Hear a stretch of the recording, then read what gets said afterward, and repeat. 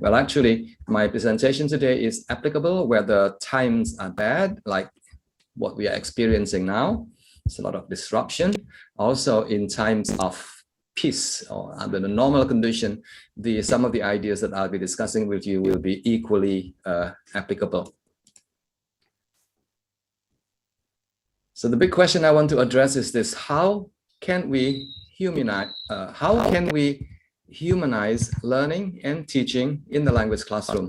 Doesn't matter whether you're teaching at the primary school level, secondary school level, or university level. Your job as a teacher, as an educator, is to be able to address, to meet as much as possible the needs of our students.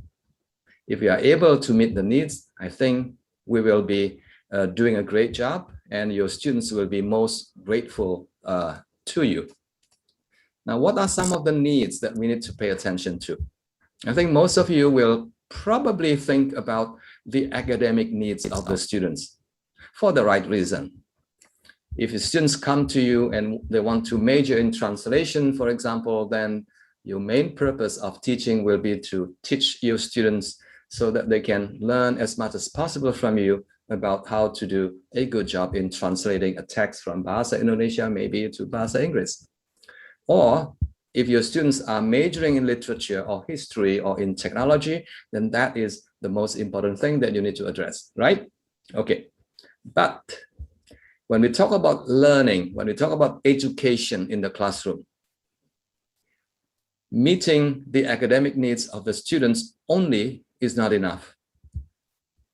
In order for you to really appreciate the deep involvement of your students in the learning process, then I think you need to address their other needs.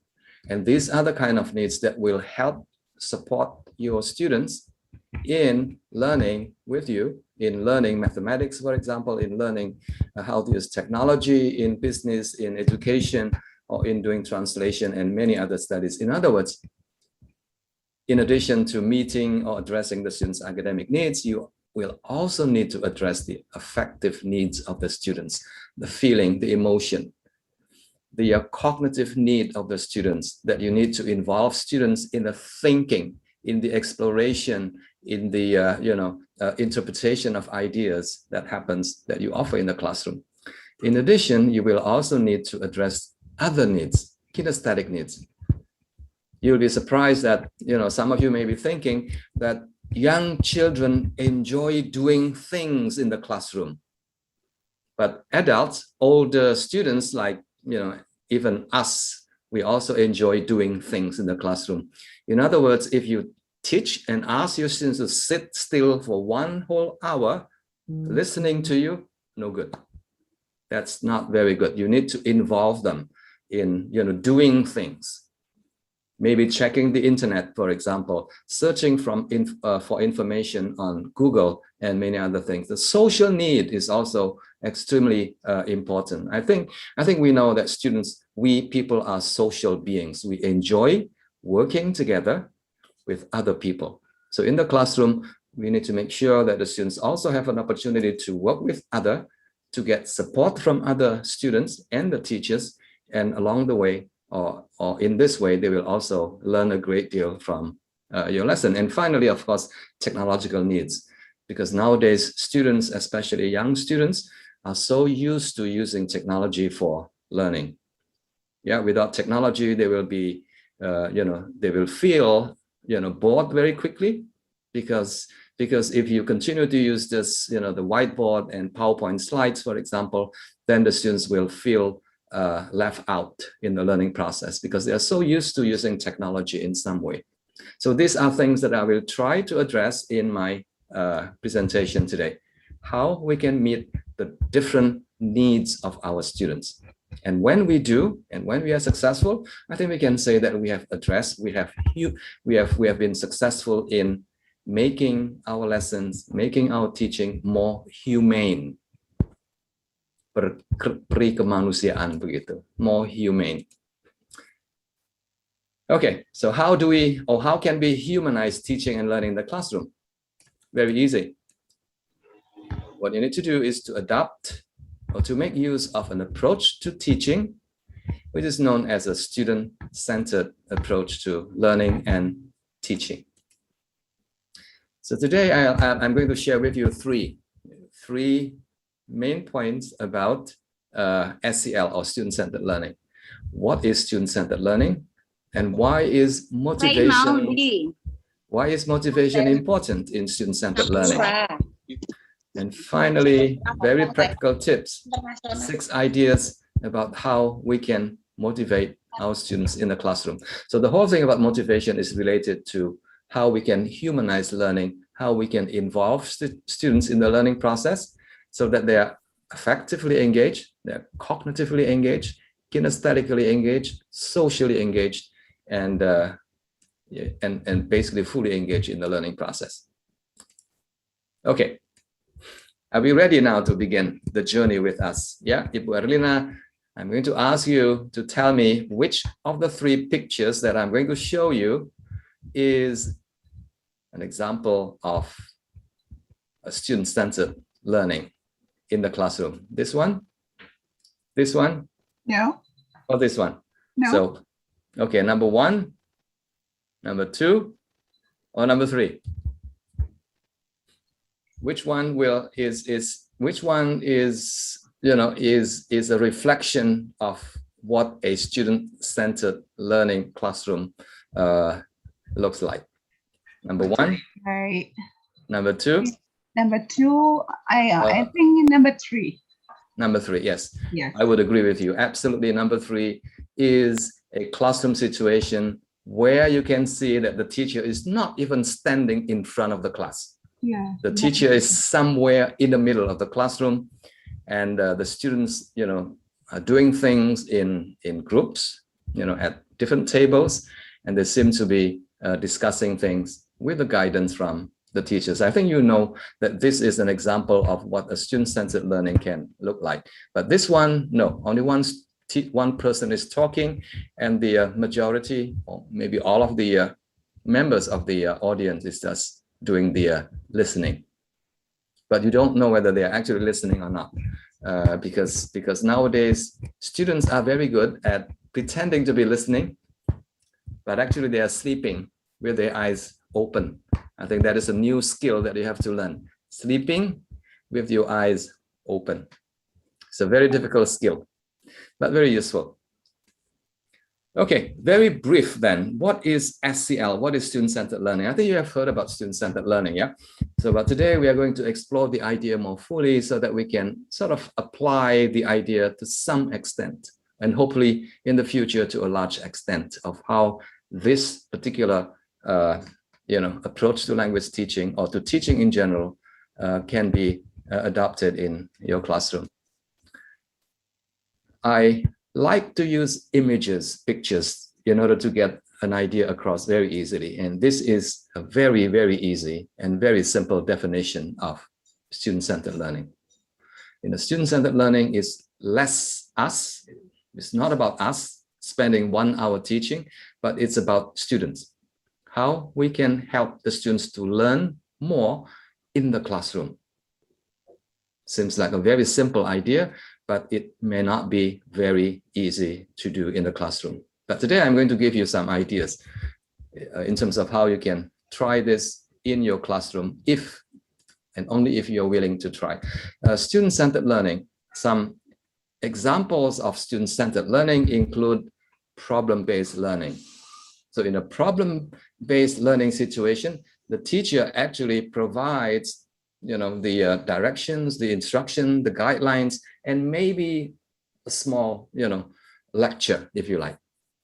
And the rest is for the students to actually spend time thinking, discussing, debating how to solve the problems, making use of resources that the teachers provide, or exploring the resources that are available on the internet.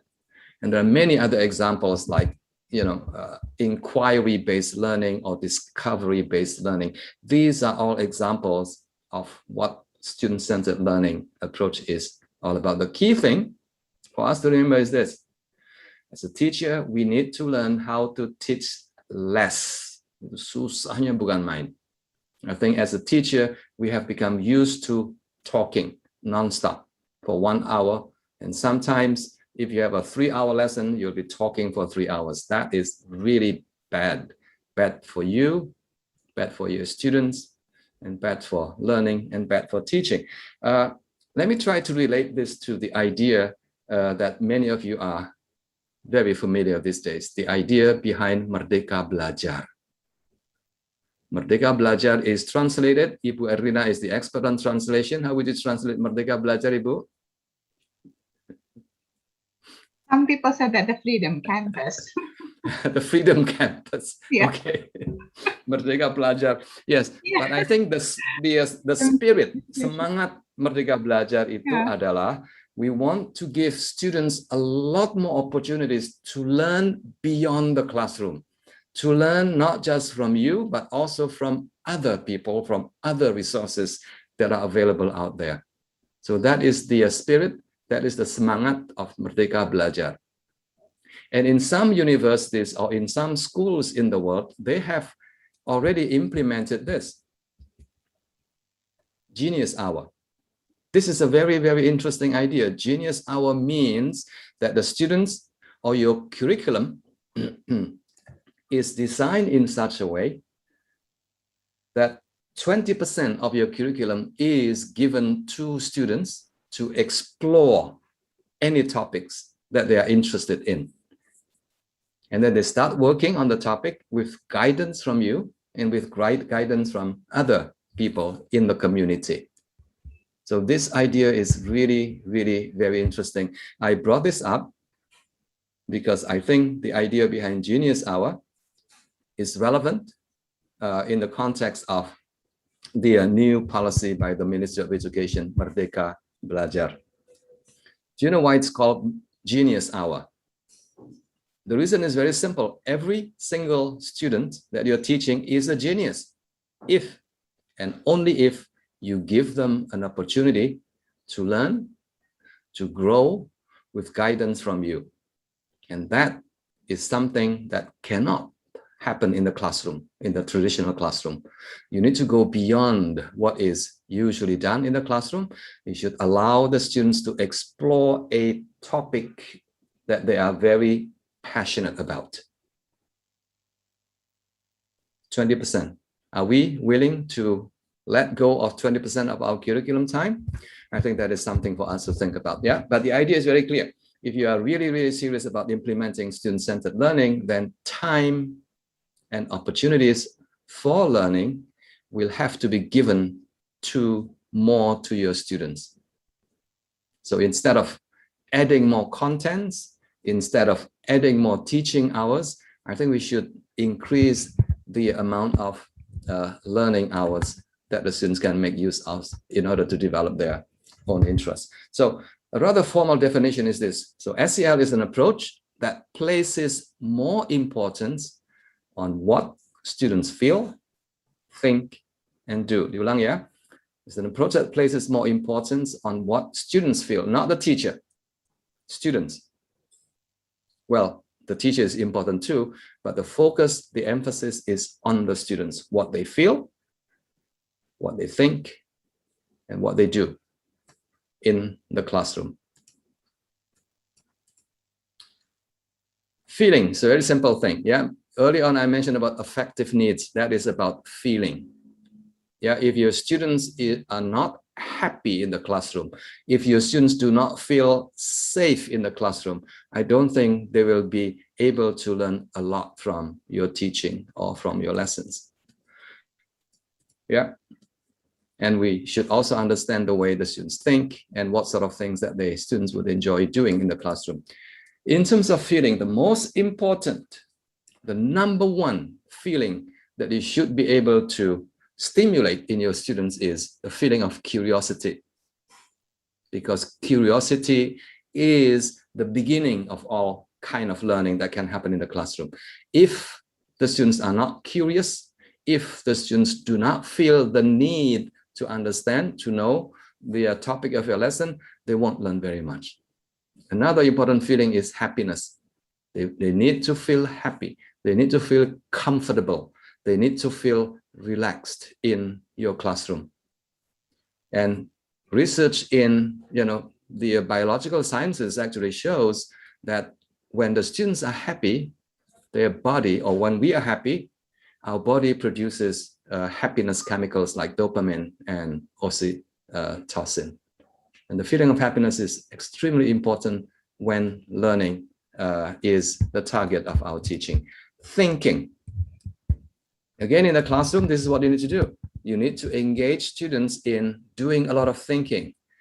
Thinking here refers to making connections, making connections between what they know and what they are learning from you, making connections about the extent to which what they are listening to you, what they are learning from you is relevant to their life and to their community and things like that.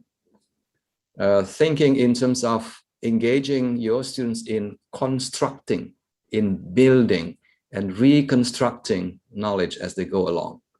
But of course, eventually we want our students to create, to synthesize information in the classroom as well.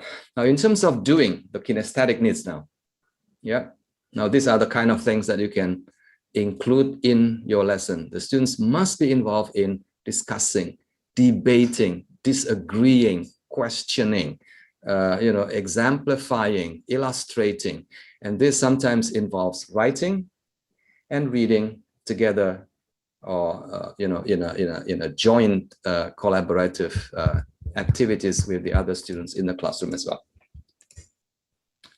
Okay, let's look at briefly, just to help us further understand some of the differences between teacher-centered and student-centered learning. In a teacher-centered learning, this is something that all of us have become used to. It's like me, basically, when I was younger, this is what I enjoyed doing. It's a very teacher-centered approach to teaching. I talk a lot, and as a result, I am engaged, the teacher, in a deeper level of processing of the materials. And I feel excited when I teach. I still am, although I'm no longer young, but I'm still very excited when I walk into the classroom. What about the students? In a teacher-centered classroom, this is what happens. The students listen. Listening is not a bad thing. Listening is good, but I think the students need to do more. If they listen only, what happens is that their level of processing, the level of thinking is shallow, not very deep. And very soon, the students also feel very bored because their thinking is not stimulated and their feeling is also not stimulated. And they're basically not doing anything in the classroom, just listening, using one modality for learning. So the question then is this. Pak Rido, maybe you can answer this. It's a very simple question. Who learn more then? In a teacher-centered learning classroom, who gets to learn more? Is it the teacher or the students? Teacher. It's the teacher. Bapak Ibu, please remember, if you're doing this, you become smarter, you become a better teacher, but it doesn't mean that your students have become better learners. It doesn't mean that the students learn a lot from you. I think we have heard about this, Look at this. To teach is to learn twice. And as a teacher, when we teach, actually, we learn a lot of things because we have to do many, many things, like this one. Maybe you are not very aware of this, but when I flash this out, then you begin to realize that the teacher usually does a lot of these things before they walk into the classroom. It's a lot of thinking that is happening, analyzing, rereading the materials that you want to present to your students, reframing, synthesizing, categorizing, evaluating, modifying, transforming, connecting, and things like that. These are excellent thinking processes that the teachers are often engaged themselves in. What about the students?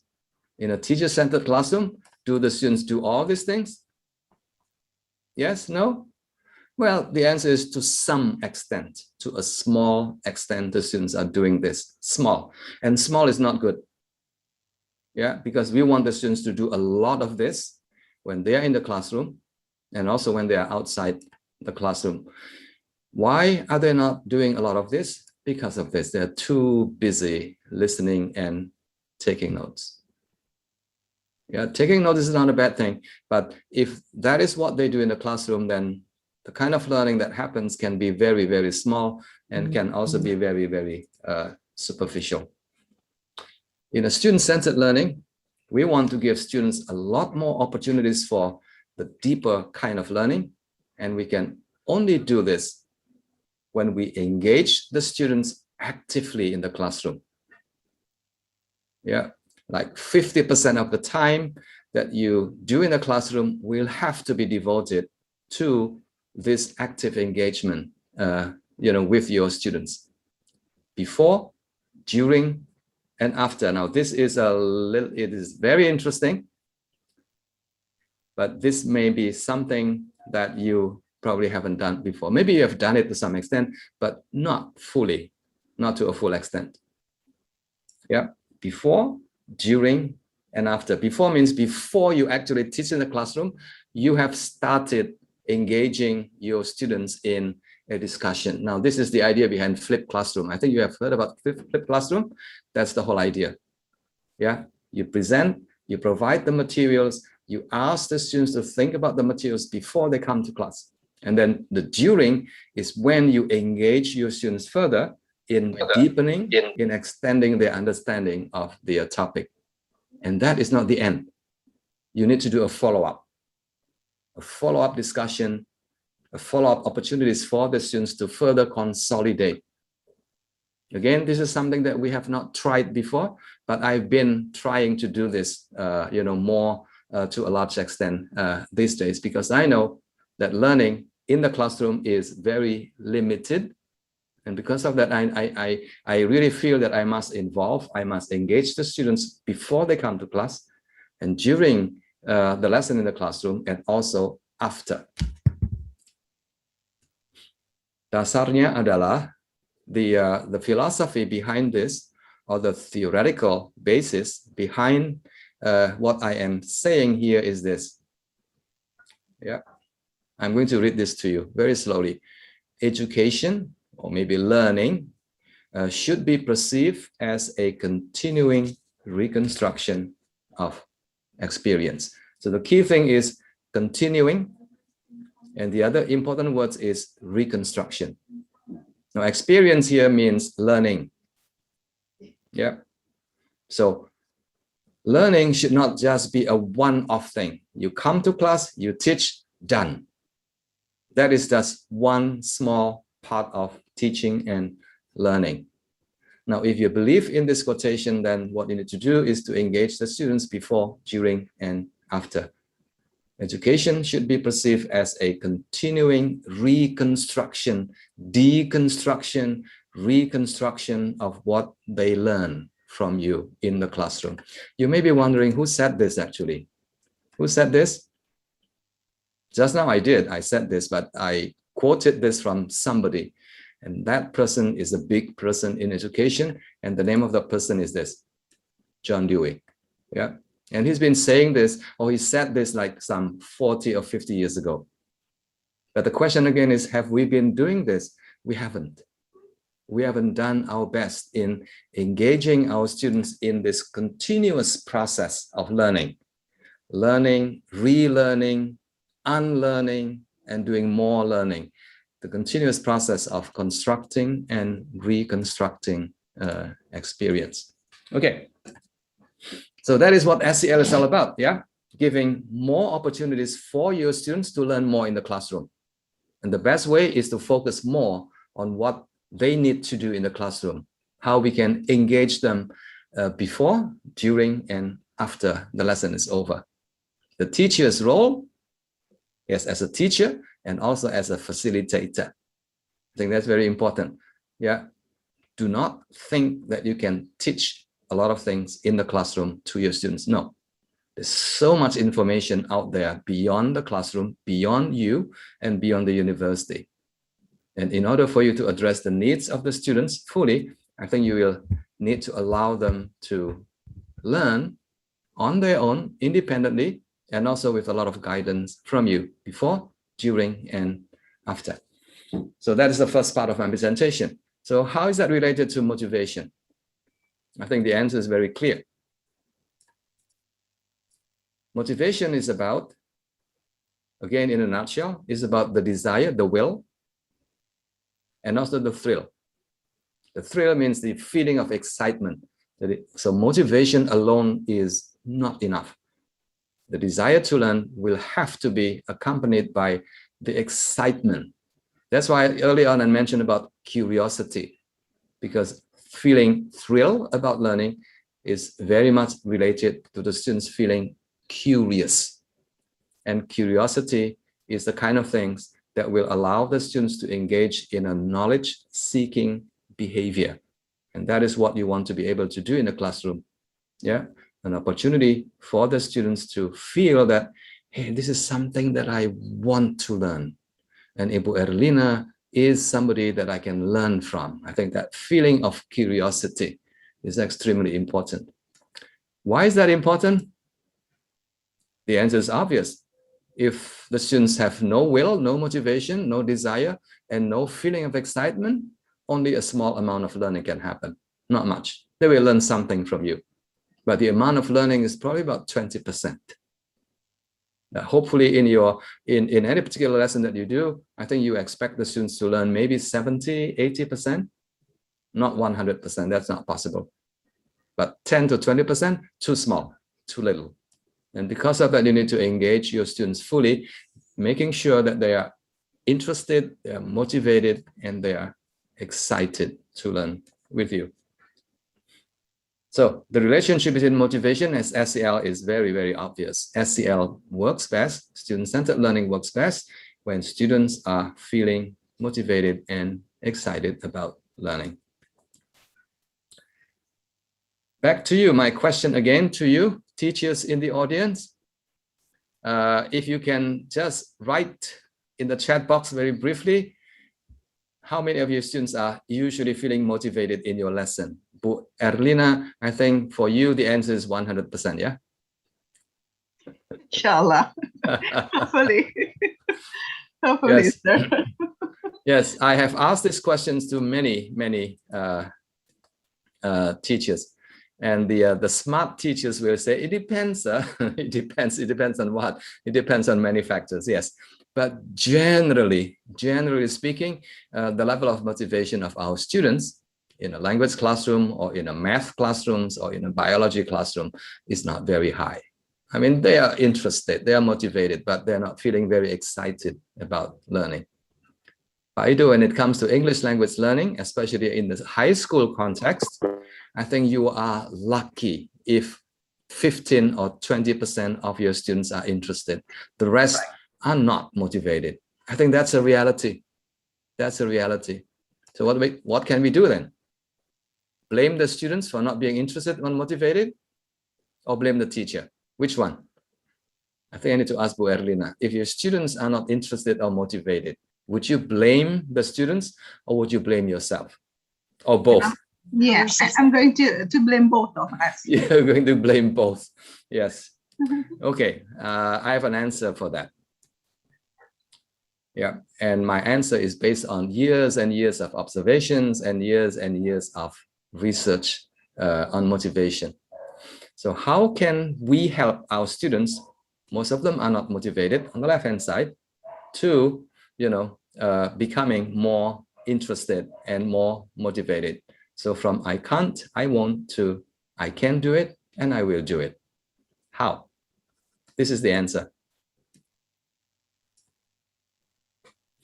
Yeah, let's read this very slowly so that you remember this. I like this quote very much because it really helped me think more clearly about things that I can do in order to help our students feel more motivated and interested in the classroom. The best way is us. The best way is for us to do a better job in teaching, to improve the quality of our teaching. Well, occasionally you can blame your students. When you're feeling unhappy, you can tell them, yeah, my students are not interested. They're not motivated. They are lazy and things like that. Yes, but most of the time, I think we need to reflect on our own experience, reflect on the way we teach, and be brave enough to say that I think I can do better. And if I do better, I have a much better chance of making my students more interested and more excited in learning. Yeah, so the best way to motivate students is to improve ourselves, to improve the quality of our teaching. And that is when I will be now sharing 6 different ways that the teachers can do in order to motivate the students. 6.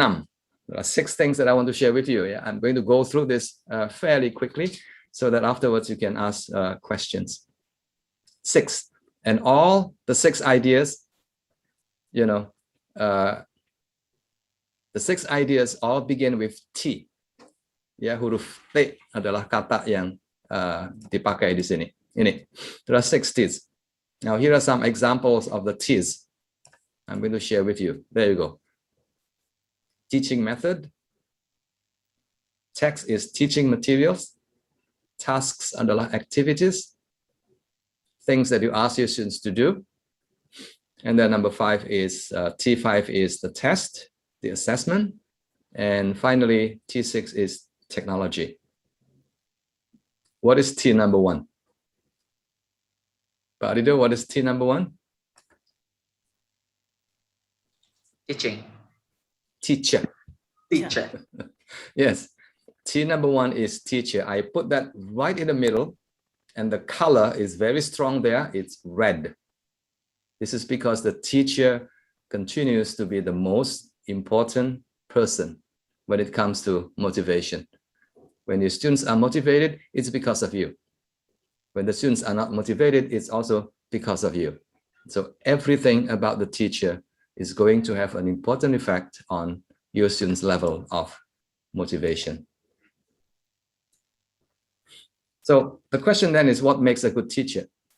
What is it about somebody, this figure, this person called a teacher, that can be a source of inspiration, a source of, motivation for the students?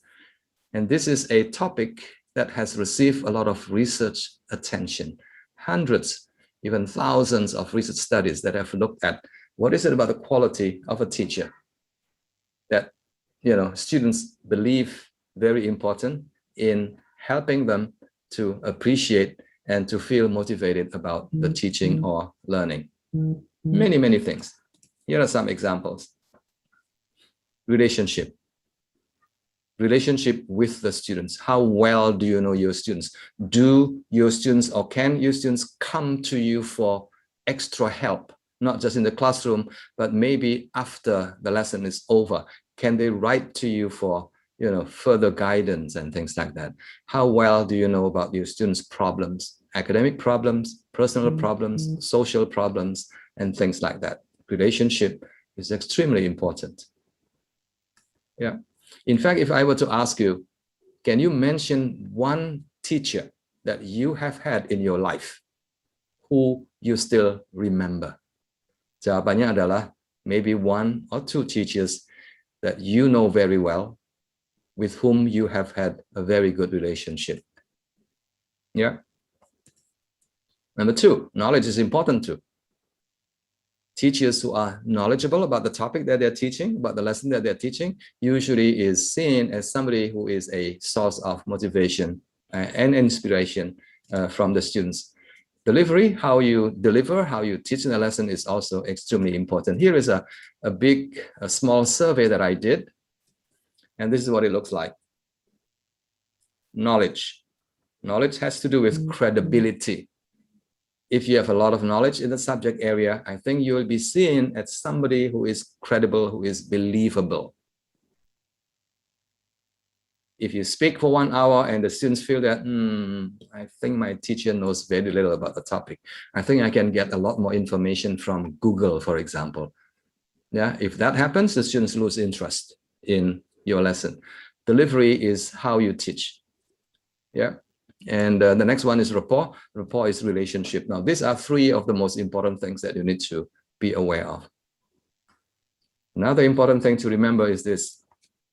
Your whole being as a teacher is a source of motivation or lack of motivation.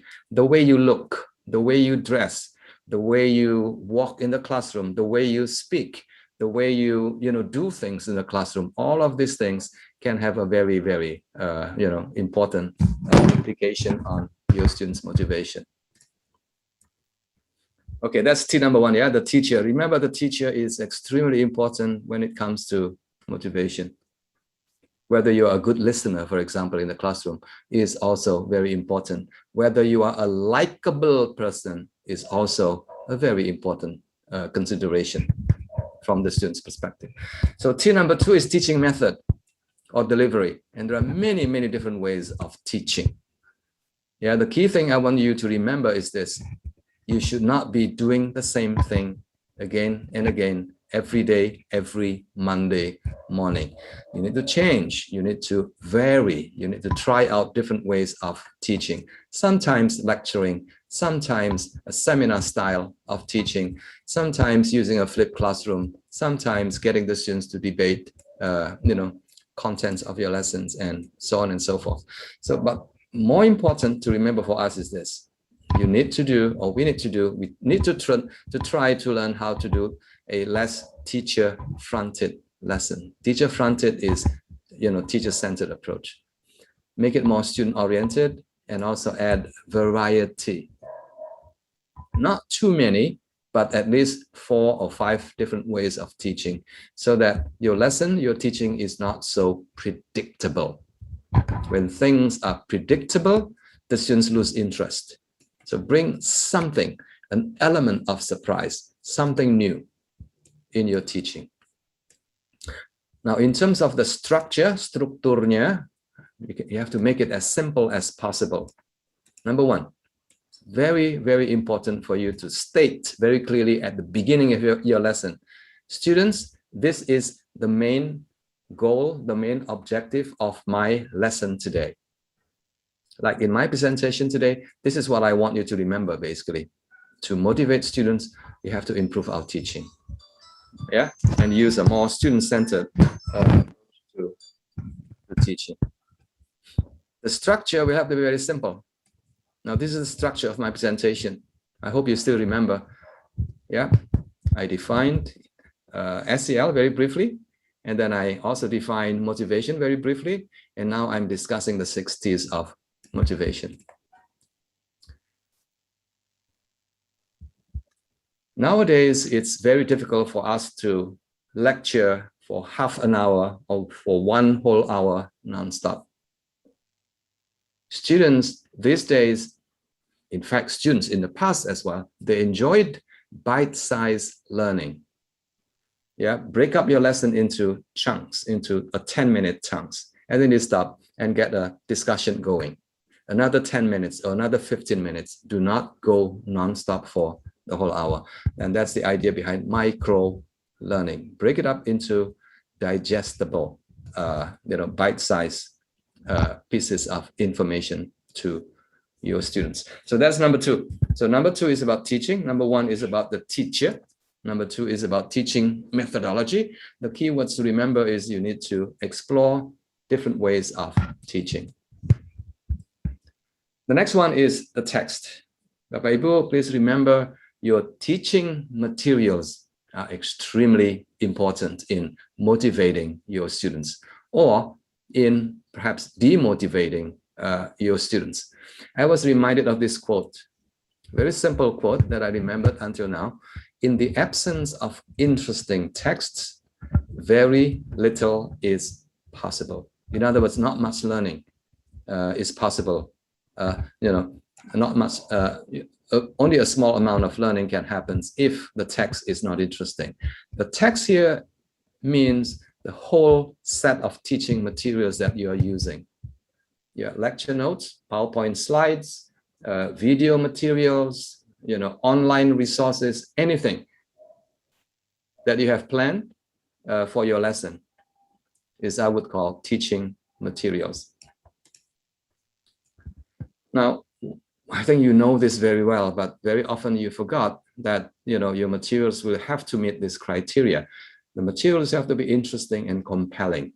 Compelling means it's so interesting and so excited that the students want to read, want to learn, want to understand, and want to continue learning even after your lesson is over. Number two, it has to be comprehensible. Comprehensible means it's digestible. The students can relate to it, using their own experiences. In other words, the content and the language will have to be just nice. Now, this is something that I've been trying for the past, couple of years.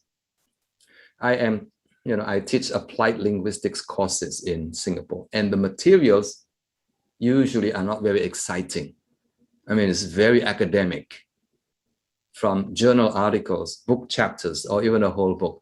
And the discussion in those, sources can be very, very challenging for the students. So what I'm doing now is to make use of two types of materials. One source of materials from the academic, sources, and the other one from the more popular sources. When I say more popular sources, I'm referring to, information from, for example, TED talks, for example, TED talks. Also, a website that I use a lot is Edutopia. Edutopia has a lot of very interesting, blogs on many different kinds of educational topics like history, mathematics, science, and so on and so forth. It's very short, about 1 or 2 pages long, and it's written in a very simple and non-technical manners. Now, these are some examples that I've used from TED talks. Yeah, if you happen to be teaching students, chemistry students or science students, then this can be a very good starting point before the students read the more academic type of text. Here's another example. Yeah, for architecture students, for example, you can use this, very interesting and exciting video talks from TED, how the world's tallest skyscrapers was built.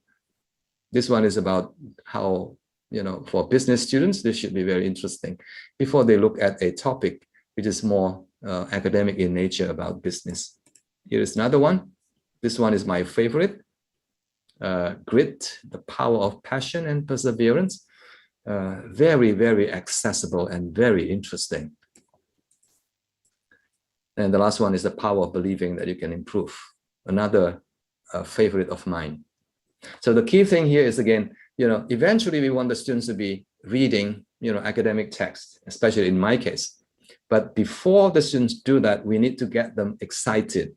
You need to get them interested in the materials. And this is what I've been doing, using simpler, using non-technical materials and interestingly written and also delivered materials before the students read the more difficult and challenging academic text. Edutopia, my favorite site. A lot of very interesting blogs on education. Okay, now here are some benefits of digital text, because nowadays, remember, in order to meet the technological needs of our students, then we have to increasingly use digital materials in our teaching.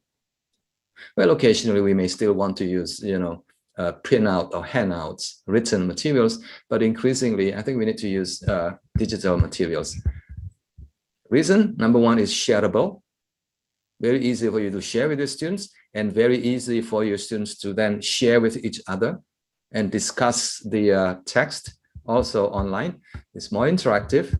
Also, it's annotatable. I think there are a lot of applications now, free applications that you can use in order to annotate, to write notes on the sides, on the left-hand side or right-hand side of the materials. And if you use video materials like YouTube materials, for example, YouTube videos, you can insert discussion points. Do not let your students watch a video that is 1 hour long. They won't do it. Even if they do, they won't learn very much from it. So what you can do is to use a very useful, simple, and free application like Edpuzzle, and then insert after 5 or 10 minutes, you insert a discussion point there. And the students will have to stop and think about the discussion points before they can continue watching the video. So this is how technology has changed the way we teach and also the way we learn in the classroom. Very, very easy to use.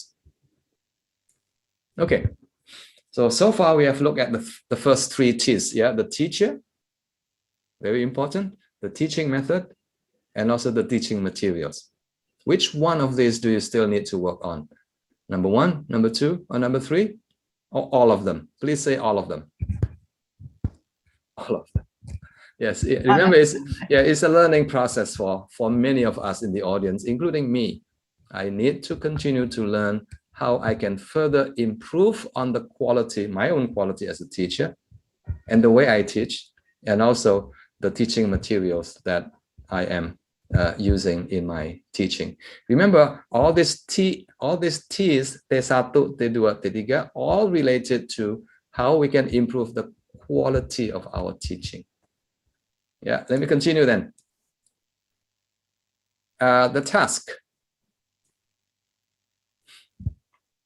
After the students have had some opportunities to read, to appreciate the materials that you have prepared, the next thing for you to do is to think about what kind of task that you can give your students so that they are engaged in deeper level of learning, deeper level of processing. Now, if you're looking at a model, maybe later tonight you can Google this. It's called 5E, the 5E models of learning. The first E is engage your students. The next E is explore the topic with the students together and ask the students to explain, to clarify their understanding, and also ask the students to further expand and elaborate their understanding, looking at possible applications, and finally, evaluating, self-evaluating, self-monitoring, and assessing their own understanding of the topic that they are learning from you. Okay, at this point, I'm going to give you an example. This is a real example that I have tried in my own teaching. I think you will be able to appreciate this. The name of the course I'm teaching is Language Teaching Methodology. The number of students is very small, about 20 teachers, and the student body comprises local and international students from China, from India, from Vietnam, and also students from Singapore. And the course is about the theory and practice of language teaching. Now, this is the design of my lesson. Remember, the very first thing you need to do is to think about how I can help the students to learn more. Yeah, very student-oriented. So my lesson begins 1 week before. So before I meet my students, the students are already given something. They have been warmed up, if you like. And then during is what happens in the classroom when I meet them. And then also after.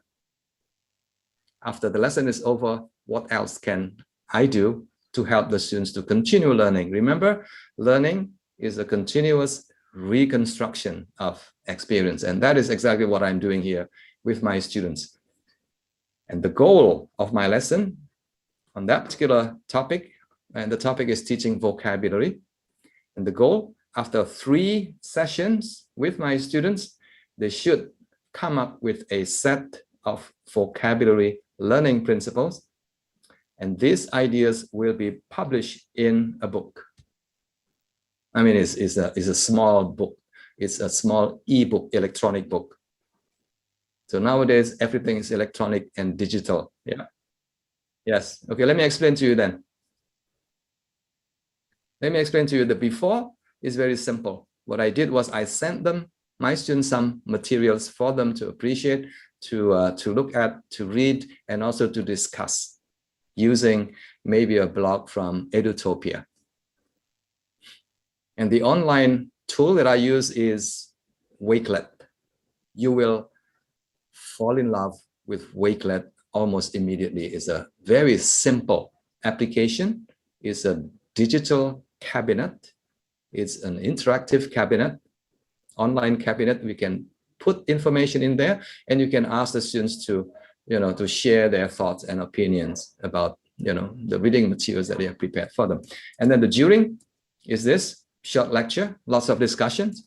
And finally, the after is another online task. where the students do something together using a very simple application like Google Doc or Google Slides. Yeah, let me explain. Here, this is the before.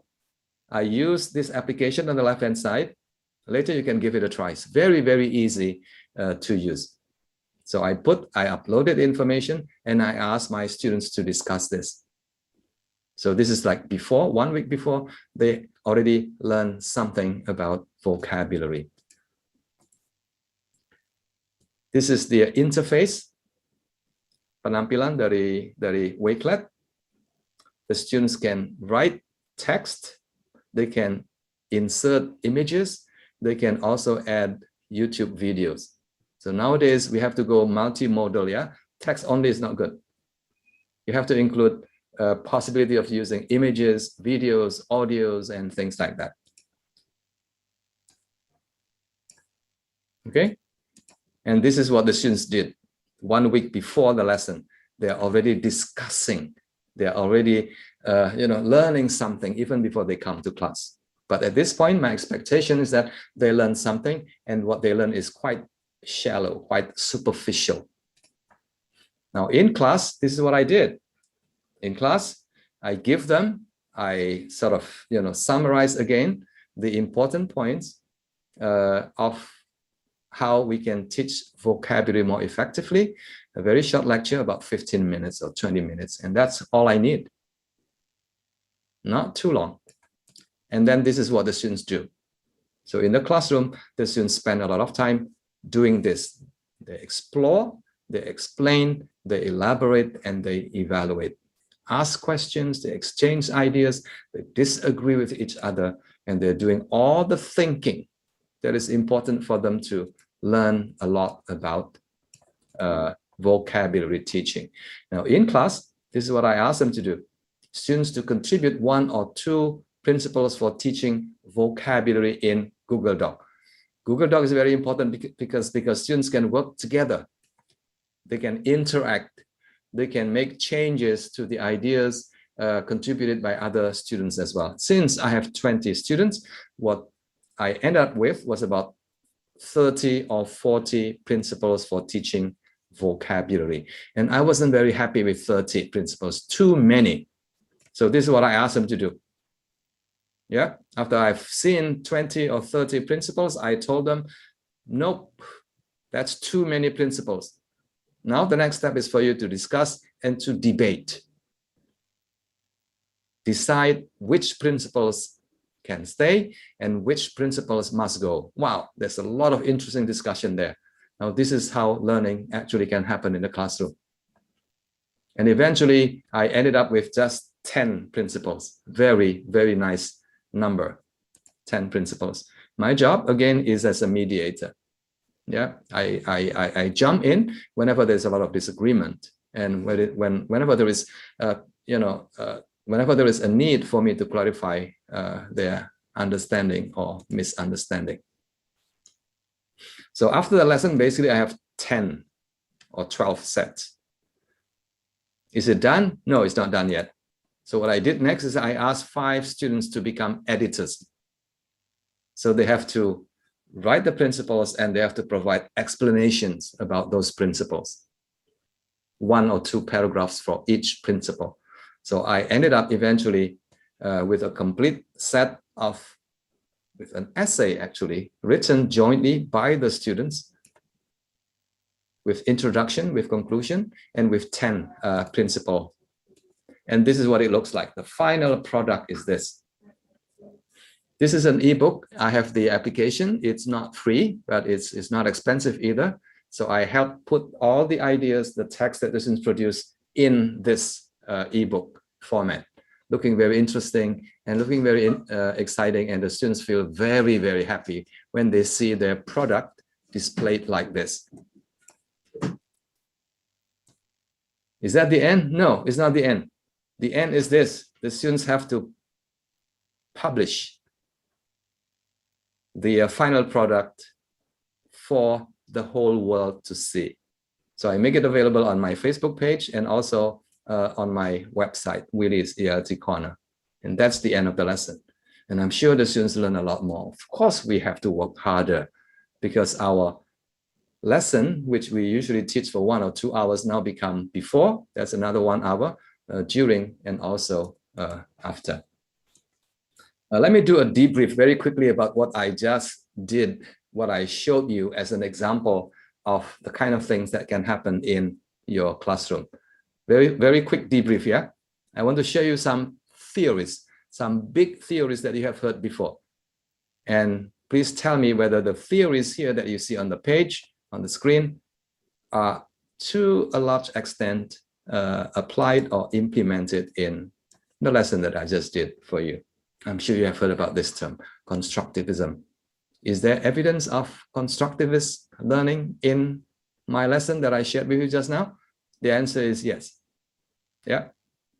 Please say yes. If you say no, then I will repeat my example again for another 10 minutes. What about this? Tech-mediated learning. Yes, there's a lot of things that happen. We have to use technology to engage your students. The use of Icllle, the use of Google Doc, for example. Very simple strategy or tools that you can use. Social learning. Yes, there's a lot of discussion going on. The students learn from each other. Yeah. And they teach each other along the way. Self-determined learning, this is about motivation. Are the students excited? They were very excited. Engaged learning, yes, they're fully engaged, effectively, cognitively, linguistically as well, they are engaged, and kinesthetically, because they're doing a lot of things in the process. The next T, so I hope you remember the first 4 T's. The first one is the teacher, and then the teaching methodology, and the next one is the text, and number 4 is the task. Number 5 is the test. I'm going to be very brief here. The test is a source of unhappiness. So please remember that. But I think these days, the thinking is not to put one big test at the end of the semester. I think you need to split the task in such a way that each test is seen as an opportunity for the students to make progress, to learn more. In other words, nowadays people are talking about assessment for learning, not just assessment of learning. Of learning means what have you learned so far, yeah? But for learning is what can I do in order to learn more? So the thinking is a bit different, yeah? And assessment for learning is usually small and more frequent. Point number 1, smaller and more frequent. I know it's a lot of work for us, I know that, but that is what student-centered learning is all about. And number 2, it has to be done in multiple ways. The old way of just giving, a written examination is gone. I think nowadays you need to address the multimodal needs of our students. Students can be expected, or you can provide students with a lot more opportunities to showcase, to capture, to demonstrate their understanding of what they have learned in many, many different ways. The picture on the right-hand side is an example. Ya, abad ke-21 adalah abad multimodal learning. And we have to make use of that. Not just verbal, but it can be visual, it can be, it can include audio, it can include images, and it can include many other things. I'm not going to show you examples on my screen, but I think I'm going to ask you to Google it later tonight. You will be surprised that there are so many, many different ways of checking, of assessing, of supporting your students' understanding of what they have learned. Here, example of 62 ways to check for understanding, many of which you probably haven't tried before. Yeah. Again, you can try Googling this later tonight, and you'll be able to find a lot of examples. Finally, technology. Very, very simple, discussion about technology. Today, we have to use a lot of technology. In the future, technology is going to be there in a big way, whether we like it or not, because our life has changed a great deal as a result of this technological revolution. And I have a strong belief that technology is going to be extremely important in supporting our teaching, in supporting students' learning. The question is this: does technology improve learning? I think that is a wrong question. Remember that technology does not improve learning. It is how we use technology that can improve students' learning. Please remember that very carefully. This is a good piece of advice. To improve education, we have to focus on pedagogy. Things that we learn from years and years of research in education, in psychology, not technology. Remember that technology is there for us to use in order to support our teaching and our students' learning. Yeah. So it's the pedagogy. And the more practical question is this: how can we use technology to enhance pedagogy? And the answer is very simple. Use easy tech tools. Use easy and freely available technological applications. How many? Which ones? I would say about 10. If you know about 8, that's okay. If you know about 7, 5, that's okay. But if you only know one application, no good. Remember what I said earlier on about variation. You need to use a variety, but not too many. Too many will be very difficult for you to manage anyway. So about 10. Again, you can look at it from Edutopia later on. What are some of the most important tech tools that teachers nowadays need to know? For me, these are some of the most important applications that I've used in the classroom. Very easy to use. And number 2, they are free. I mean, the free versions are free. If you have money, then you can pay for the subscription. But I usually use the free versions, and that's more than enough. Peer Deck, very useful. This is an application available on Google Docs, actually. Google Slides. And you can make your slides more interactive. In other words, when the students watch your slides, they have to stop from time to time in order to respond to your discussion questions. Yeah, Peer Deck, very, very easy to use. Mentimeter is very popular. I think you have used this before. And then I mentioned earlier Icllle. Yeah, Icllle is completely free. The next one is Padlet. Padlet is very, very popular and very versatile as well, but it's not free. I think you can use up to 5 lessons, and the rest, if you want to use more, then you have to pay. But a lot of people in Indonesia, for example, they would just delete one lesson in order to create a new lesson. Yeah, and that way you don't have to pay. Flipgrid is free. This is an interactive video application program. Flipgrid. So instead of asking students to write a response to your questions, you can ask them to video record their answers, and then share the answers to other students or to the teachers. Edpuzzle, I mentioned that early on, another excellent application to use. So, ladies and gentlemen, I've now come to the end of my presentation. This is the key thing that I've shared with you today. The best way to humanize learning is to use student-centered pedagogies. And in order for you to be successful in using a student-centered pedagogy, you need to know the 5 T's of motivation, because the 5 T's of motivation will help you address the needs of your students, their academic needs, their affective needs, their cognitive needs, their kinesthetic, social, and also technological needs. Thank you very much, ladies and gentlemen, for listening. Thank you, Dr. Willy Renandia. Okay.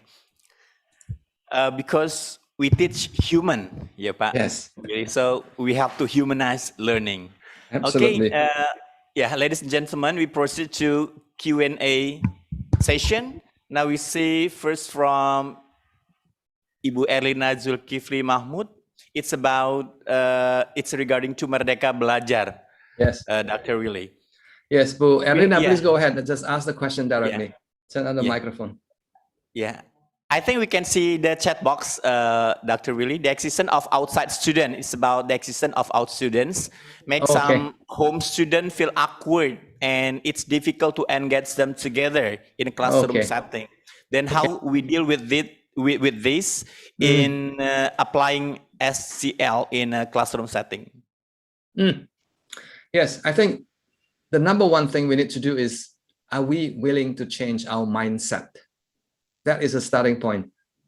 I know that many of us have been teaching for maybe 10 years, maybe 20 years, and maybe 30 years. And changing our mindset is probably the most difficult first step. But once you are willing to change your mindset and think about possibilities, I think you'll be able to enjoy teaching using the more student-centered learning. I think you know that student-centered learning is very good because that is how you can empower your students in the learning process, and that is how your students can learn more, not less. And one thing you need to do is you have to teach less. Reduce your teaching, reduce your talking time. Maybe kalau sulit sekali, mungkin first reduce it by 20%. Itu dulu. And then gradually reduce it further to, to 50%. So 50% is probably about right. Do not teach too much. Yeah, I've been saying this again and again, but it's very difficult for teachers not to teach, not to speak more, in the classroom. We have to teach less. The reason is very simple. We are not the most important source of knowledge. Tidak. And your university or your library is not the most important source of knowledge. No, it's not. 100 years ago, that's true. Students came to you in order to learn from you because you had a lot of knowledge. But nowadays, our knowledge in comparison to what is knowledge that is available out there is just a tiny drop. Very, very small. So you have to change your mindset and explore the possibilities of your students to be learning together with you, exploring what is out there, the vast knowledge universe, basically. Have you heard about this, that our knowledge, our medical knowledge, now doubles every 5 years? Setiap 5 tahun, itu ilmu pengetahuan mengenai kedokteran itu double, increased by 100%. But 50 years ago or 100 years ago, our knowledge about medical sciences itu double every 50 years, katanya begitu. But now every 5 years. And very soon our knowledge about almost anything will increase, tremendously or exponentially. And how do we keep up with all this knowledge? The best way is for us to engage our students in self-directed learning, which is the idea behind Merdeka Belajar. Merdeka Belajar is empowering our students, helping them to learn how to acquire information from you and also from outside sources. Number 2, to manage their own learning, to manage knowledge. And that, I think, is extremely important in today's world. Okay, thank you. Yeah. Pak Willy. I think that's also the answer for Bu Yuli. Yeah?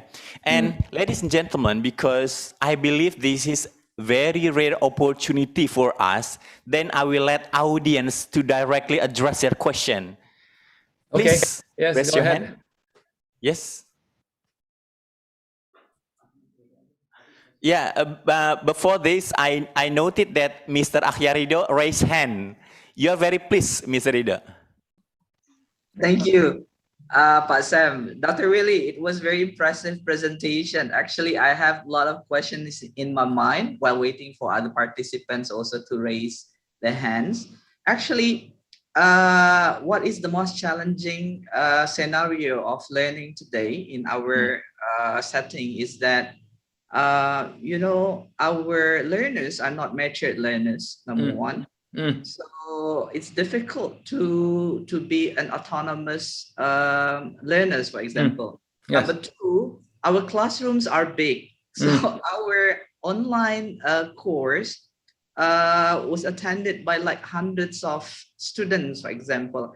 I think in for younger learners, it will be more challenging, and also for teachers, it will be also 200% of energy that I have to spend to prepare everything. How could you help with that, Dr. Willie? Okay, number one, increase your energy from 200 to 500. There's no other way.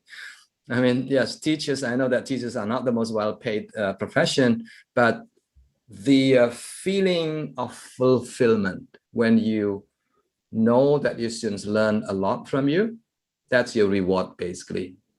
So I would say try harder, increase your level of engagement, your level of dedication, increase from 200 to 500%.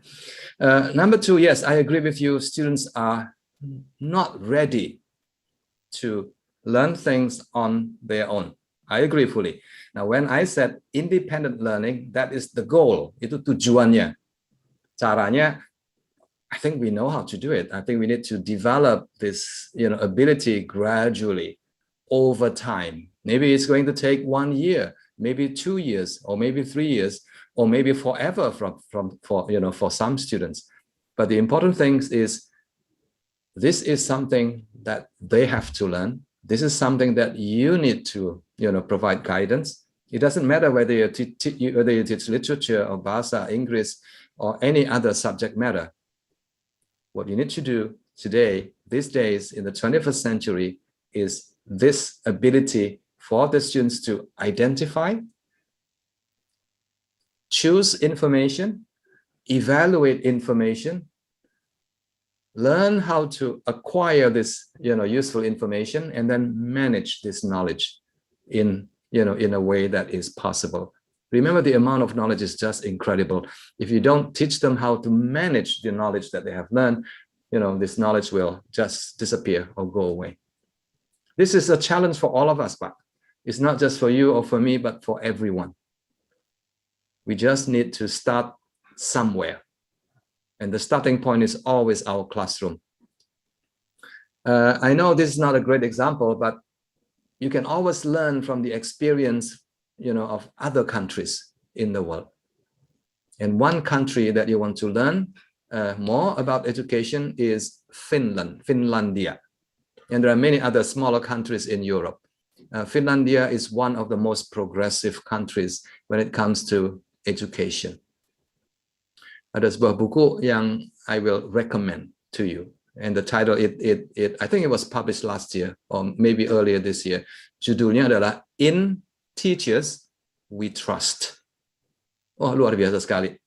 Ini buku yang memaparkan keadaan proses belajar mengajar atau pendidikan di Finlandia, where the teachers do not have to follow a fixed syllabus. Tidak.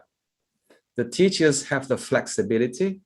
The teachers have the authority to make their own syllabus, as long as what they do in the classroom is helping the students to meet the goal of national education. The teachers can do it in their own ways.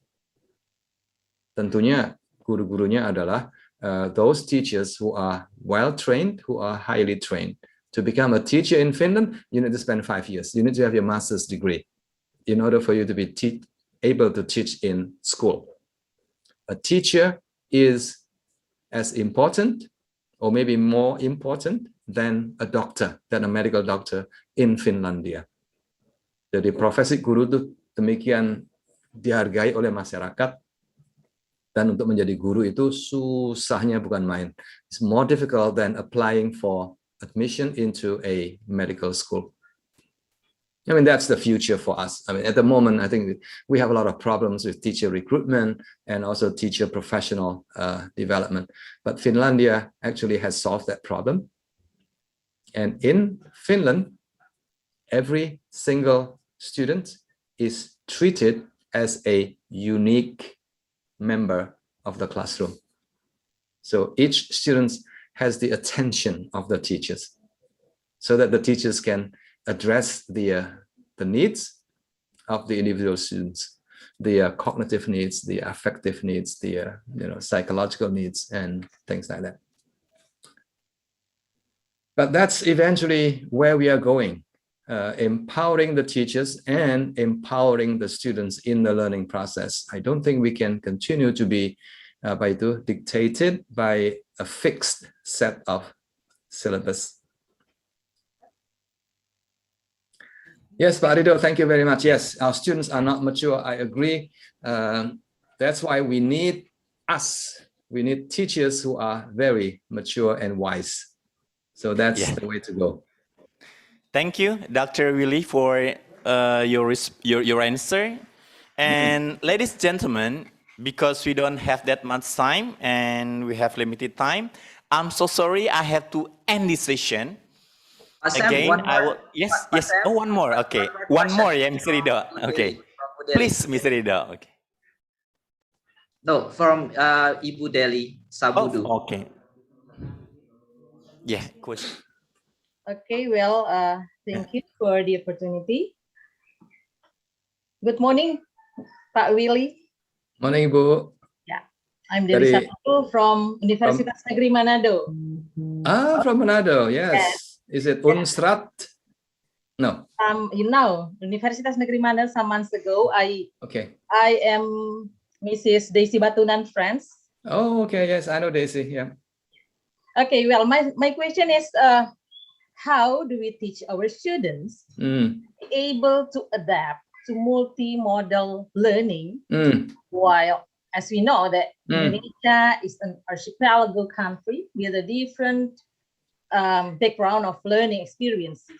Yeah. Yes. So it is related to students exchange in Merdeka Belajar. Yeah, that's my question. So how do we teach our students to be able to adapt to the multimodal learning? Share based on your experience, of course. Yes, I think, again, my answer would be for us to start small. The way we teach will have to be different. The way we use materials will have to be different. If you start using multimodal materials in the classroom, and then students will eventually get the message and learn how to use multimodal materials in their daily life. I think students actually are already used to, dealing with multimodal materials. It is the teachers who are not used to doing that. Now, let me tell you, Bapak Ibu sekalian, the past 2 years, I've been learning a lot about how I can improve on my transmedia literacy. Transmedia literacy. In the past, when I communicate to people, I would just use email, and maybe an essay or a research paper that I did in the past. So it's satu model, and that's the best thing that I could do. But now I've learned how to communicate, how to share my ideas, how to communicate my knowledge using a variety of medias. Facebook, for example, blog. I learned how to do blog now. It's different ballgame altogether. And I also learned how to use ebook, how to create an interesting and fascinating ebook. It's very visual and very multimodal as well. And more recently, I am learning how to use videos, YouTube videos. I now have my own channel. Now, if you have been using this, if you've been doing this, in the classroom, I think your students will also want to learn how to do this. Many of us are not familiar with the new media. I think that is something, room for us to learn and also relearn some of the things that we have learned before and continue to develop our learning. So that would be my advice to everyone here in the classroom. You need to learn the new literacies. It's not just about reading and writing, but about communicating, about representing your ideas to people using different media and using different channels. Each channel, each media is tidak sama, different. And we have to learn how to do it. Yeah, that's the reality out there nowadays. Yeah. Ibu, thank you for your question. Yeah. Thank you. Thank you for your answer, Dr. Willy. And then before I end this session, I will say 4 words, Pak Willy, like you said before. I hope that this also represent all teacher here, semua guru. We can, we will. Okay, Pak. And thank you, Dr. Yes. Willy Renandia, for like your insightful presentation and also motivation, and audience for your question and involvement in this session. The honorable speaker, we provide certificate as our form of appreciation for joining our conference.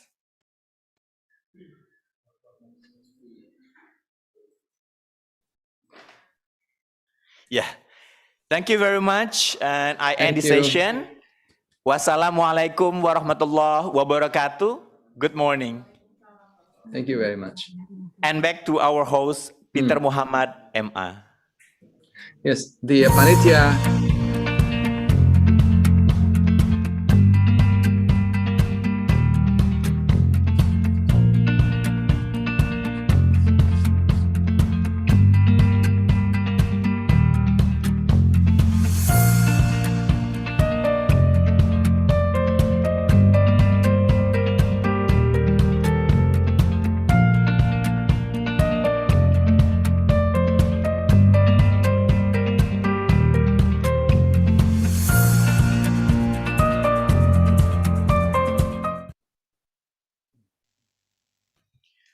What a great presentation from Dr. Willy Renandia from Nanyang Technological University of Singapore. If we can clap, probably it's going to be a huge clap, yeah, for Dr. Willy for a very good presentation, very insightful, very fruitful presentation. And I would like to say and represent all the committee to the rest of the audiences that joining the chat box and give questions and response to Dr. Willy presentation. That was a very great response. Now, ladies and gentlemen, here with us already, Professor Maneka Budiman. Are you joining with us today? How are you, Prof? I'm good, thank you. Okay, so Prof. Maneka is already here with us, so it means it's sign that we are about to begin our third plenary session. Ladies and gentlemen, the third plenary sessions will begin in a moment with Professor Maneka Budiman from Universitas Indonesia as the plenary speakers. And of course, we have the very beautiful Miss Moderator today, Miss Fatima Mulyasari, MPD. And for Miss Fatima Mulyasari, you are pleased. All right, thank you very much, Mr. Peter. Ladies and gentlemen, welcome to the plenary session 3 International Conference on Language, Linguistics, Literature, and Education, Faculty of Arts and Education, Universitas Teknokrat Indonesia. Assalamualaikum warahmatullahi wabarakatuh.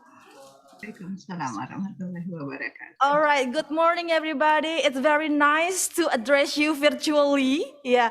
First of all, let me introduce myself. I am Fatima Mulyasari from English Education Study Program, Faculty of Art and Education, Universitas Teknokrat Indonesia. And right now, I will be your moderator for these sessions. But before we begin our plenary sessions, I would like to highlight the rules during the sessions. The first is the sessions will be divided into 2 sessions. The first one is presentations, and then the second one is the Q&A sessions. And then the next, all of the audiences must turn on the camera and mute the camera until the Q&A sessions, and are allowed by the committee and expected to remain calm and silent during presentations. And then the next, the Q&A sessions will be open after the presenter does the presentations and signed by the committee. And then the last, the audiences are allowed to give questions through our chat box with format, name, affiliations, and questions. So all of you can prepare the questions, yeah, after or during the presentation from Prof. And today, in this plenary session 3, we have a really great presenter or speaker. He is Professor Maneka Budiman, SSMA PhD. Hello, Prof. Hi everybody. Hi, Hello. Yeah. Willy. Pak Maneke, Okay. halo Pak. Hello, Pak Willy. Okay, but before that, let me read his brief biodata. So, Professor Mandaka Budiman currently teach literary studies and cultural studies at the Faculty of Humanities, Universitas Indonesia. He is formally trained in English literature, comparative literature, British cultural studies, and Asian studies. His most recent post is Director of Academic Development and Learning Resources of Universitas Indonesia, which he occupied from January to October 2020. And his primary responsibility was to ensure a quick and smooth transition to full online learning and supervise the developments of massive open online courses for Universitas Indonesia. That's very good. And before that, he served as the Vice Dean for Academic Research and Student Affairs in the Faculty of Humanities for one term. And today, in his occasions, he will deliver a nice topic entitled Revolutionizing Study Programs in a Learning University. Okay, without further ado, Prof, this is your time. Thank you, Bu Fatima. I would like to thank first our friends from Universitas Teknokrat Bandar Lampung for the kind invitation extended to me, so I can be here with you all today. And I'm also grateful to Pak Willy, because I was listening to his presentation, and I think the presentation has laid a very perfect ground for my presentation, for what I'm going to talk about today. Now, Pak Willy was talking about student-centered learning at the micro level, showing you all the very beautiful and very important things that we could explore and do in our classes. What I'm going to share with you is something that is at the more macroscopic level. What conditions, what platform and ground is needed in order to make all the wonderful things that Pak Willy offer to us possible to be implemented in the first place. And my approach is at the study program level, not in the classroom level, and trying to create a connection between what we do in the study program level and what a university is supposed to do as an education or higher education institution. So this is what my abstract,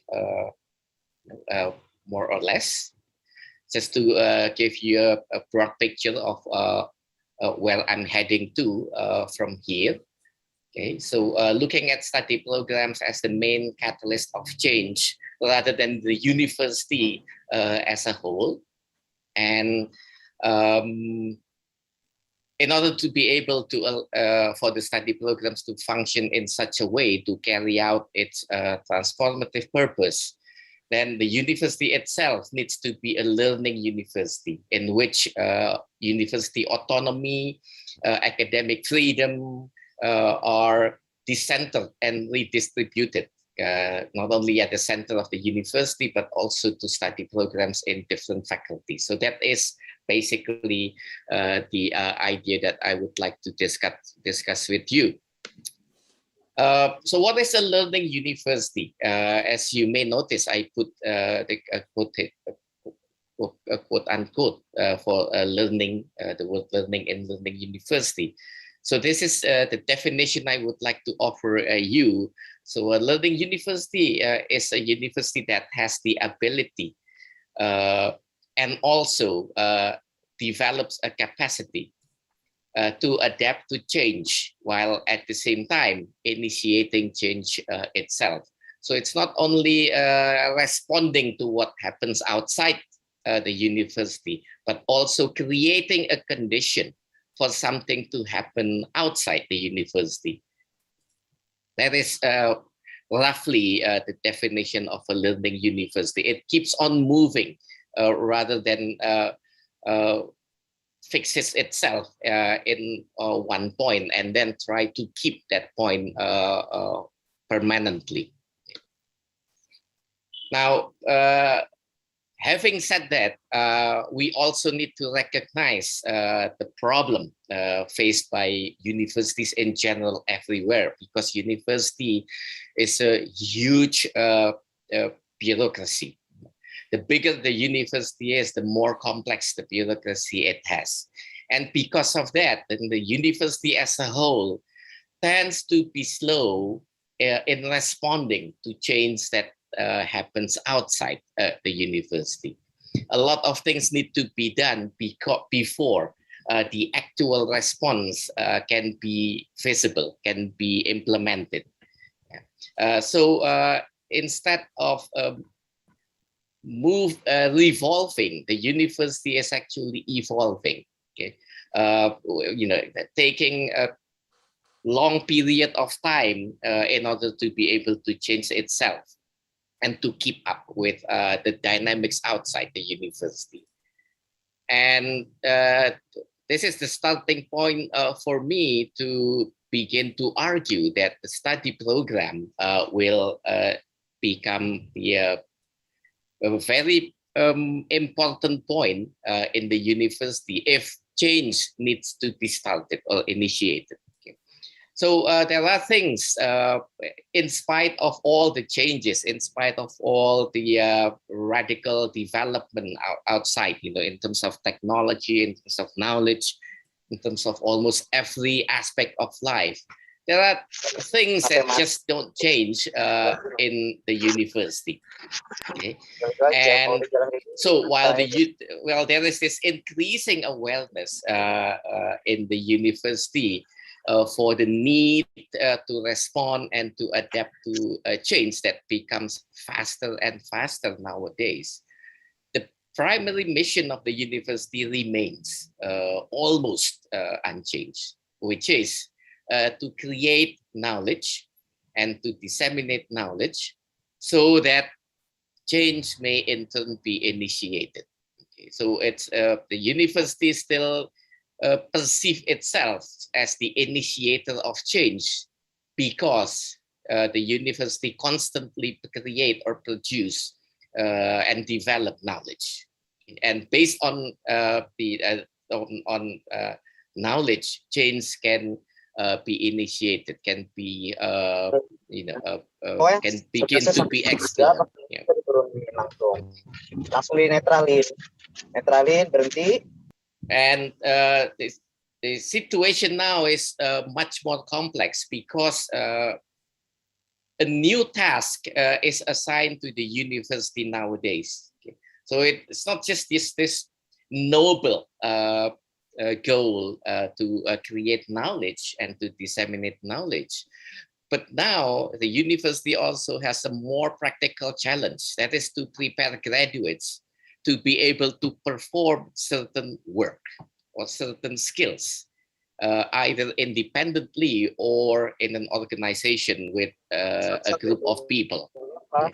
So nowadays, it's not enough for the university to produce graduates with knowledge, but society also demands the university to be able to produce graduates with skills to apply the knowledge, not only in one particular specific work setting, but in a multiple setting, which requires the ability to apply multiple types of skills at the same time to perform a certain work or a certain job.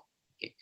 That changes fundamentally what the basic or the primary mission of the university that has been going on for hundreds of years. And that is why it is not easy for the university to manage and to constantly balance and align its mission, it's a traditional mission with the new mission of today. Okay.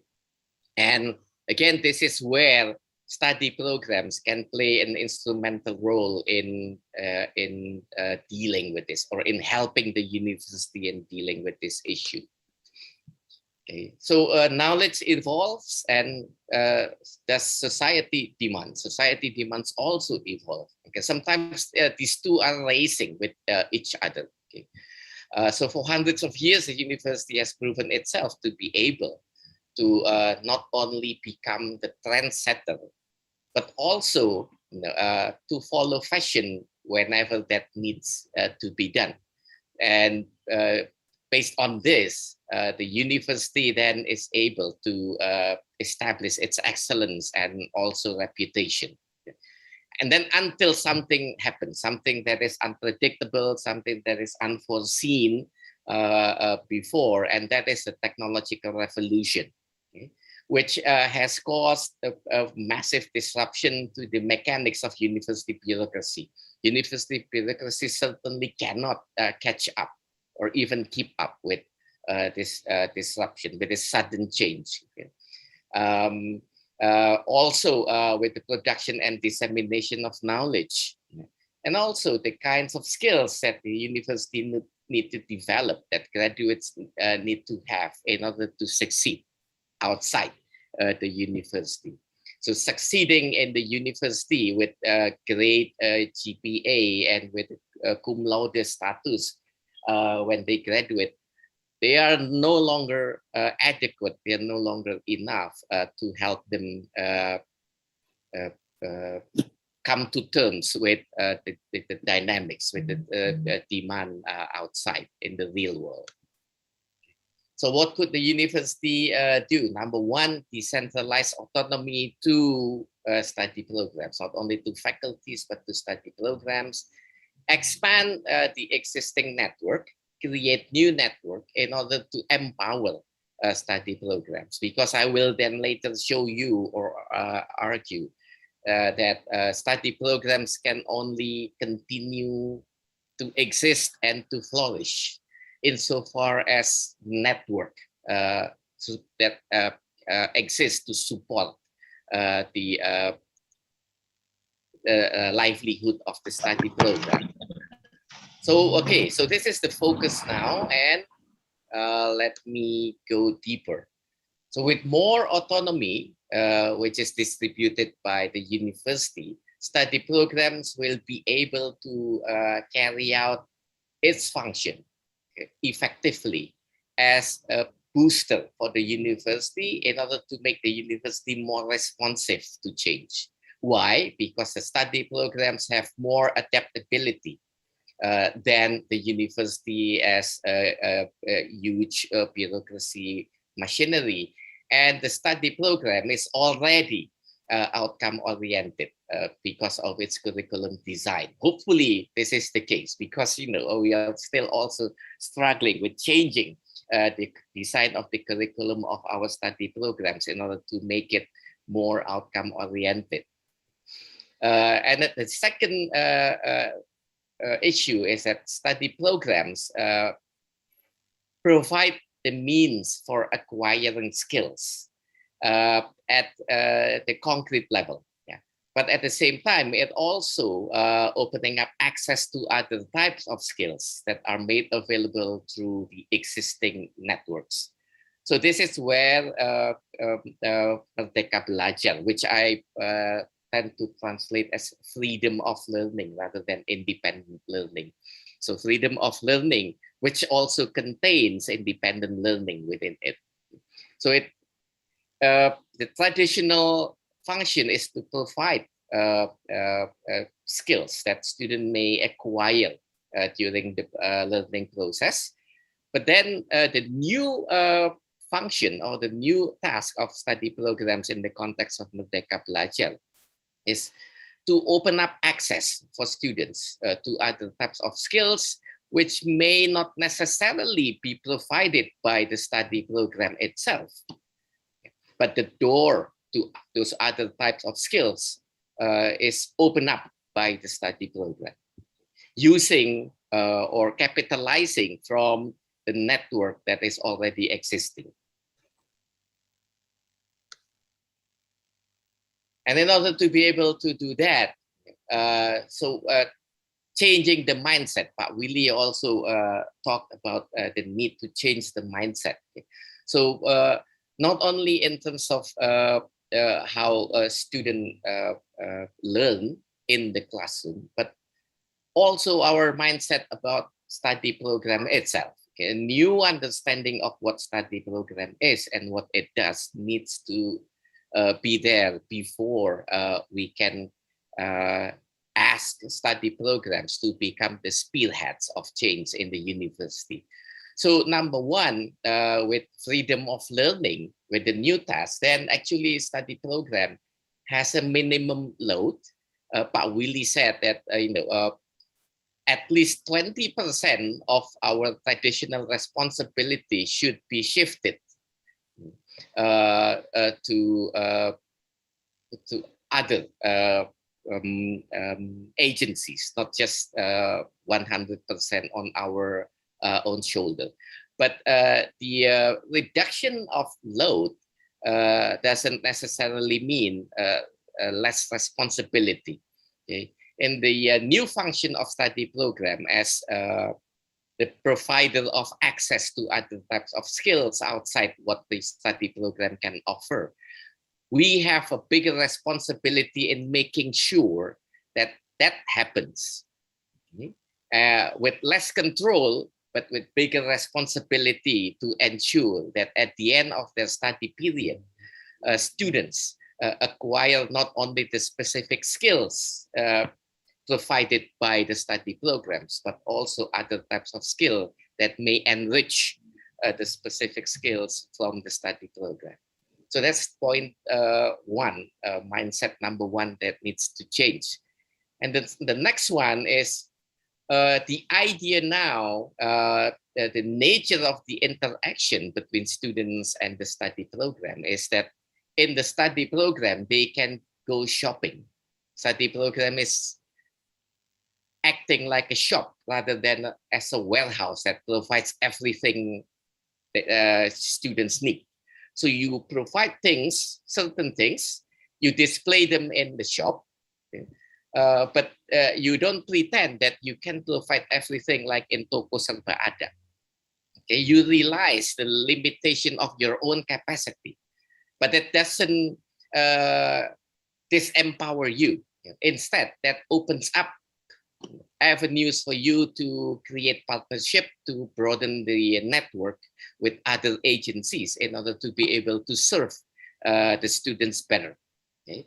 So it's an idea of shopping where people can go look around and choose what they need before they decided to move to another shop in order to do more shopping. Okay? So that is idea number two. The next one is the study programs is built on partnership, not on ownership. We don't own the study program, okay? But we share the study programs with other stakeholders, with other agencies, with other partners, in order to be able to be a functioning study program. Okay? Meaning, we don't even have to create all the courses ourselves. We don't even have to design the curriculum by ourselves, and we don't even have to implement the curriculum in the classrooms, in the teaching and learning process by ourselves. This is the time to redefine the study programs so that it will be able to invite and involve more active participation from our partners. So the idea is to co-work with our partners.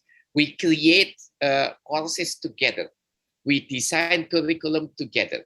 And if possible, we deliver the courses together with partners from professional associations, from industries, from government, from NGOs, from communities. Okay? So instead of us teachers doing everything ourselves in the classroom with our students. And lastly, study programs is run by people with a similar task. And what is the task? That is the study program's learning outcome. Okay. In this sense, study programs are not run by people with similar disciplinary backgrounds like what is happening today. Okay, we are put together in the same study programs because we teach language, because we teach literature, because we teach linguistics. We are a gathering of people with similar disciplinary backgrounds. Now that has to go. We need to now envision our study programs as a gathering of people with a similar task. And these people can come from different, wide range of disciplinary background, but working together in order to achieve the same learning outcomes for the study program.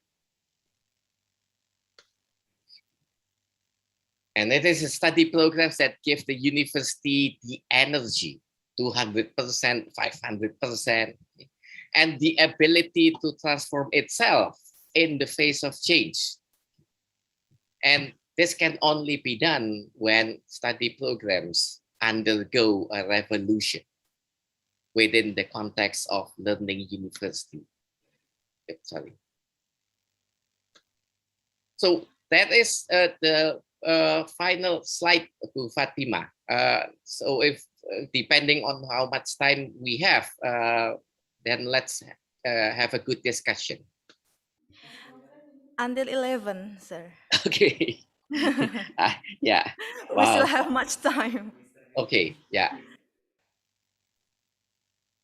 So I kind of was in a hurry because I thought I have a very limited time. All right, but thank you very much for your explanations that are very informative for us. And now we go to the next session. It is about Q&A, and we open the questions through our chat box. Don't forget to mention your name, affiliations, and write your questions, okay? Or directly we can ask the questions from the participant. Prof Manaka? Sure, yeah. All right, so yeah. They can unmute themselves and then ask the question. Okay, Prof. All right, for all participants, okay, you may ask your questions directly to Prof Manaka.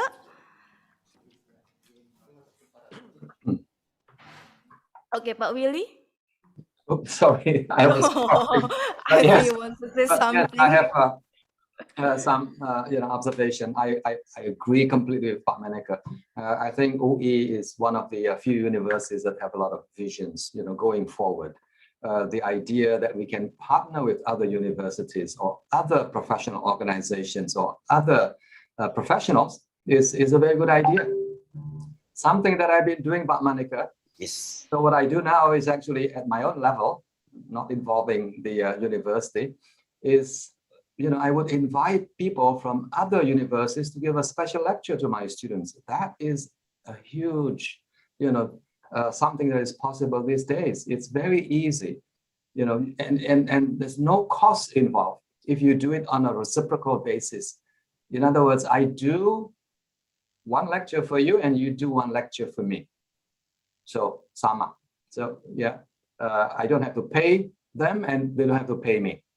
And the past few semesters, I've been giving a guest lecture in some universities in the UK, in the US, and also in Hong Kong and in New Zealand. And in the same way, my students get a lot of exposure to international expertise. Now, this one, nowadays, with technology and everything, it becomes easy to do. Remember this, knowledge, we don't own knowledge anymore. Knowledge is everywhere. Knowledge is distributed. And that is what we need to do. Start thinking about how we can make use of external resources. And that is what Merdeka Belajar is all about, giving students a larger opportunity, to learn from a wider variety of sources, from Google and also from other people in the field. When I said earlier on about teach less, when you teach less, it doesn't mean that your students learn less. No, that's the whole idea is we should teach less so that the students can learn more. And that is exactly what Manaka was saying. So the content may be reduced. It doesn't mean that the students learn less, no, because we have a larger responsibility actually to create learning situations in such a way so that the students can actually learn more by getting them to be more involved in the learning process. So the quality of learning will be amplified, basically. So thank you so much, Pak Maneka. Thank you. You will share what you just did with a larger number of universities in Indonesia, and maybe we could do it together. Yeah, great idea. Thank you, Pak Willy. So in relation to what Pak Willy has just added, I think you're all aware that with Merdeka Belajar, there are also issues that still need to be solved. If you look at the regulation, on the one hand, freedom is given, but at the same time, Dikti, higher education, the Director General of Higher Education still also has much control over what is supposed to be happening at the study program level. At the in the learning process, lots of the activities in Merdeka Belajar still have to be verified by Dikti, which actually creates new bureaucracy. Yes. Okay. So I'm not sure whether they realize that or not. But another important thing that we need to be aware of as teachers, as the practitioners of education in the university is that the new vision of the government with Merdeka Belajar actually speaks a lot about our problem. It reflects the dissatisfaction on the part of the government as a stakeholder with what has been practicing so far, what we have been doing so far as teachers in our study programs. Dissatisfaction, if not distrust, that is why it should be a significant signal for us when Mas Nadiem expects that our control of the curriculum at the study program level should be reduced up to even 20 to 30%, which implies that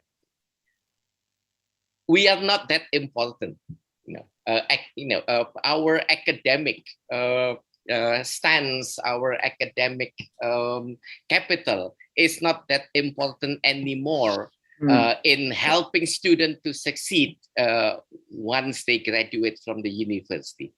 So in addition to academic skills and academic knowledge, other types of skills are needed. And I suspect in our minister's mind, the other type of skills is more important in guaranteeing success of our graduates than the traditional academic skills that we worship so much as academicians. And I think Pak Willy has nicely explained what problems have been going on in our classrooms for so long. And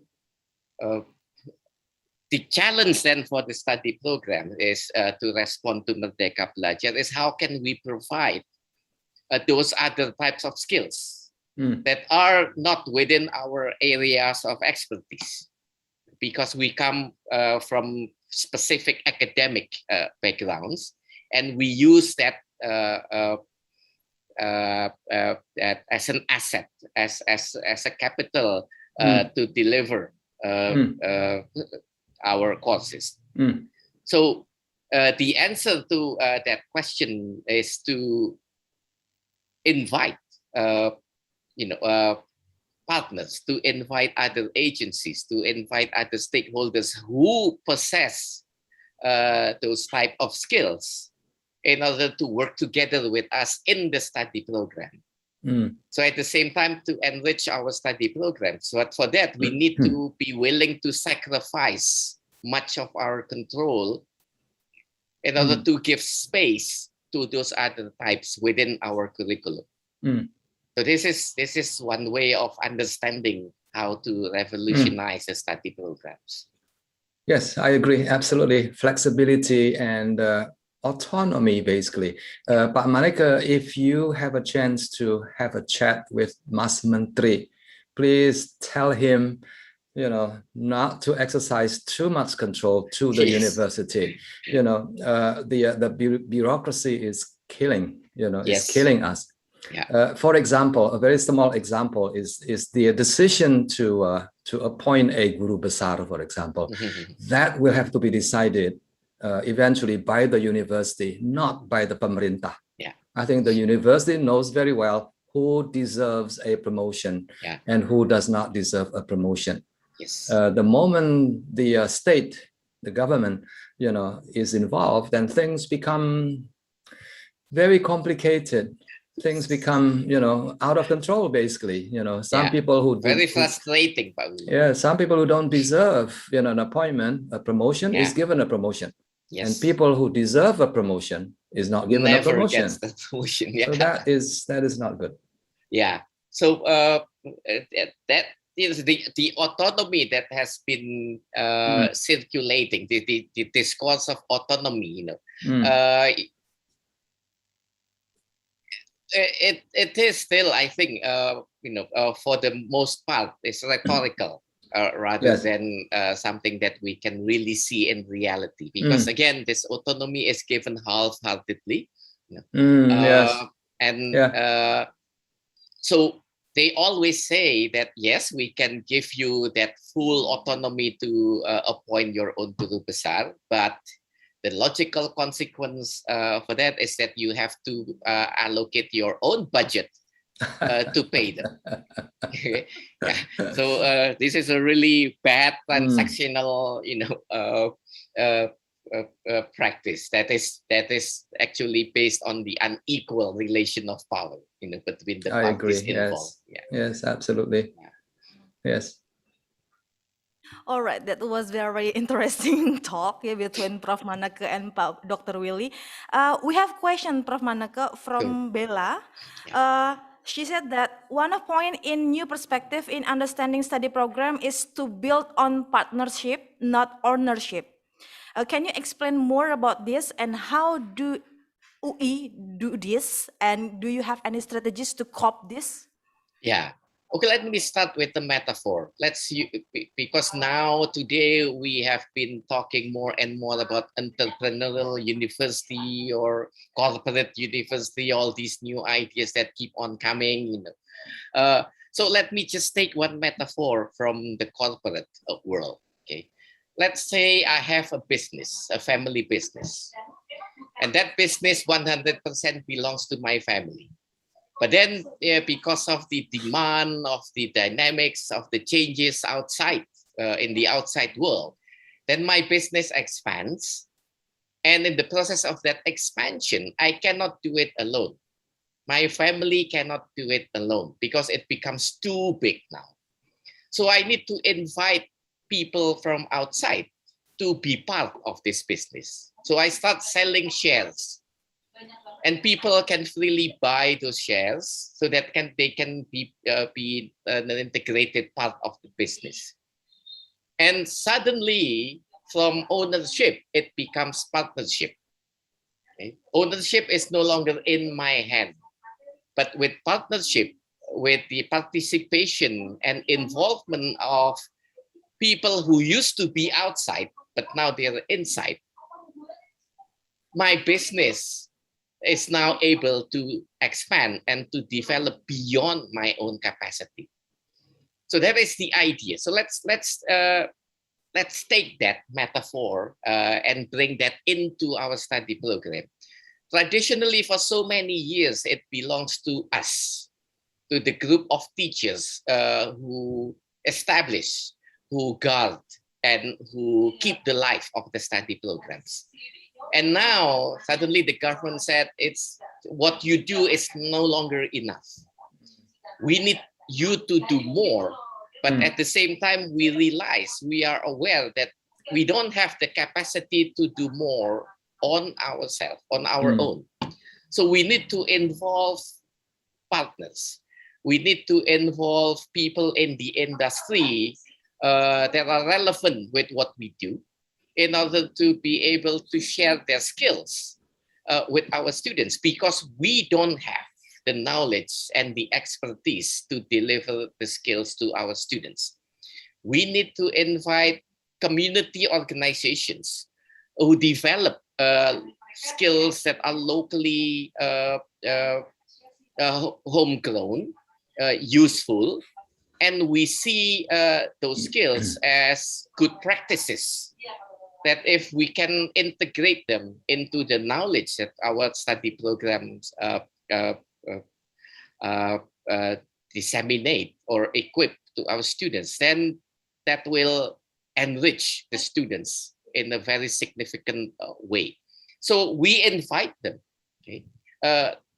Sit together, co-work, think together, design together, and then create so many interesting courses that can fill up the 20% allocation that Pak Willy mentioned earlier. Not ourselves doing that, but with other people. In fact, based on other people's participation. Without that, we won't be able to do it. So this is what I mean by less burden on our shoulder, but actually with that comes more responsibility, because we will be able to create a harmonious alignment between all these types of a wide range of non-academic skills that are instrumental for the success of our graduates, in addition to the academic skills that they have, that we share with them throughout their study period. So hopefully that makes sense. Now, how do we in UI are doing that? Again, UI is an old, outdated, and very slow bureaucracy machinery. Okay. In fact, at this point, UI is in the critical survival point. Whether we will be able to survive in the future, or smaller but more flexible and more responsive university like BINUS, like Telkom University, perhaps not in the very far future, they will be able to overtake UI, UGM, ITB if we don't change. Yeah. So the main challenge is to change the mindset of the professors, of the teachers, of what a study program is all about, of our new role. Okay? We are not the owner of all the knowledge, okay? But we need now to share the responsibility of delivering and disseminating knowledge, different types of knowledge to our students. And at the end of the day, unfortunately, most of us still think about, if I have less courses, then I will bring less money home. So at the end of the day, it's about, again, it's a problem of stomach, of what we eat, and how much money we have in order to buy the food we can eat. If we can address that, and we can reduce the level of anxiety, and we can open up the possibility and the opportunity for these old school professors to take part in the new role, in the new definition of the study program, then we will be able to deal with that obstacle. So one way of doing that is, if you are so good in your expertise, in your area of knowledge, then create a very interesting course to sell it, and then create an online module learning, and then use this module learning module as a massive open online course, and let the market decide. If students from your own university, from other universities think that they are interesting and important, then they will be willing even to pay in order to take your courses. So maybe you don't have, your courses are no longer compulsory in the study program or in the university. But perhaps people outside your own university think that it's interesting and important for them. And there will be more in terms of number who may think that way than the number of your own students in your own study program. So that is one way to expand, to in our the very popular term in UI is to be a guru bangsa. So you just know, you're not just a guru kelas teaching your own classroom, but you can share your knowledge with people from outside, beyond your own university, beyond your classroom. But then technology is the key to help you do that.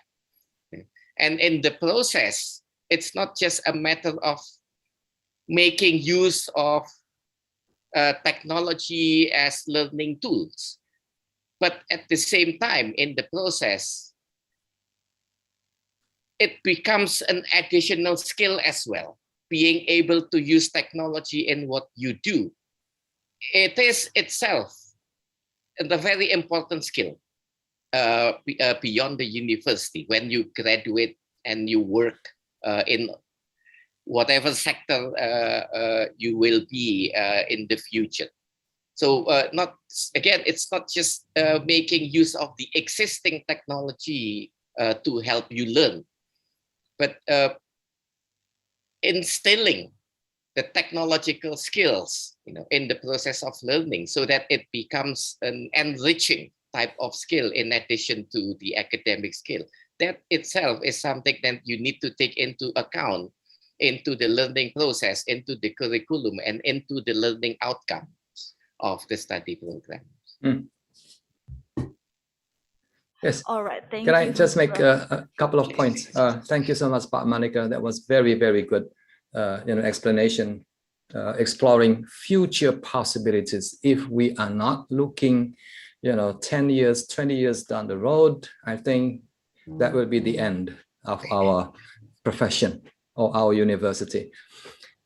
Just to give you an example, a small example, I think this is an example from of partnership that you can explore.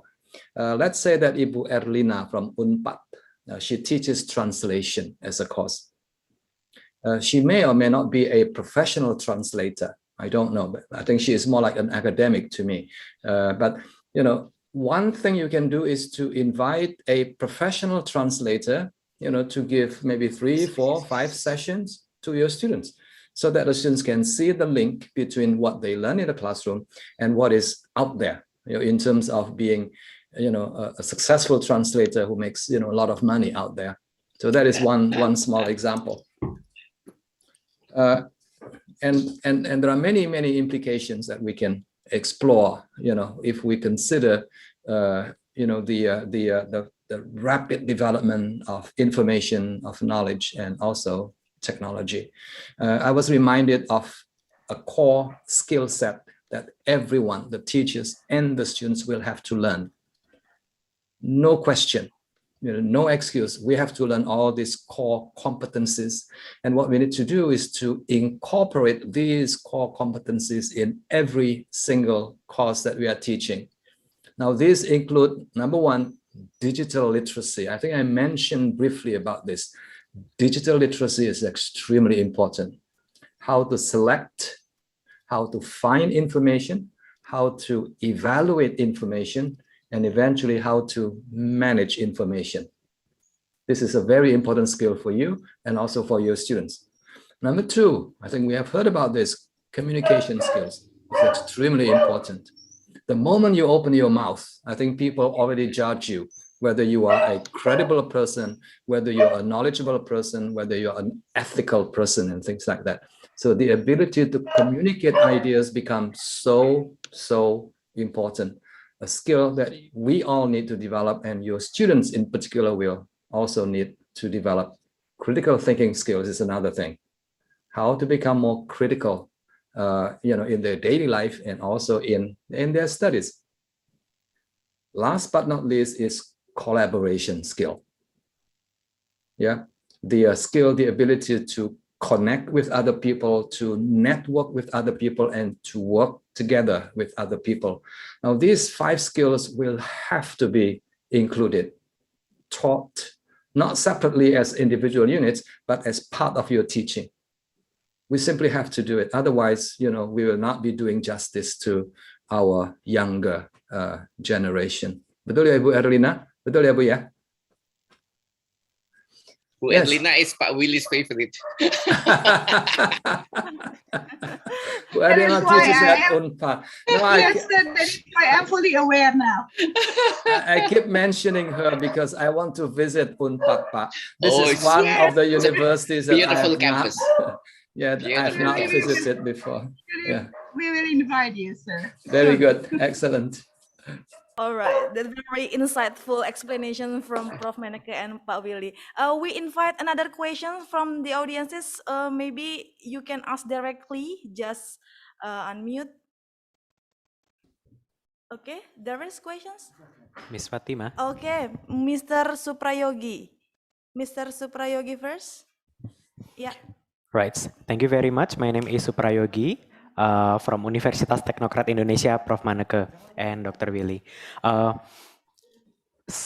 So now we are in a transitions also in English literature study program, which is maybe it is the core study of also Prof. Meneke. We also met in essay, but we have a problem actually now with the MBKM coming from the governments with MBKM that we also initiate in study programs, because the students tends to choose the government's program because they have incentive on that one, which is it is like backlashing the ideas that we try to propose.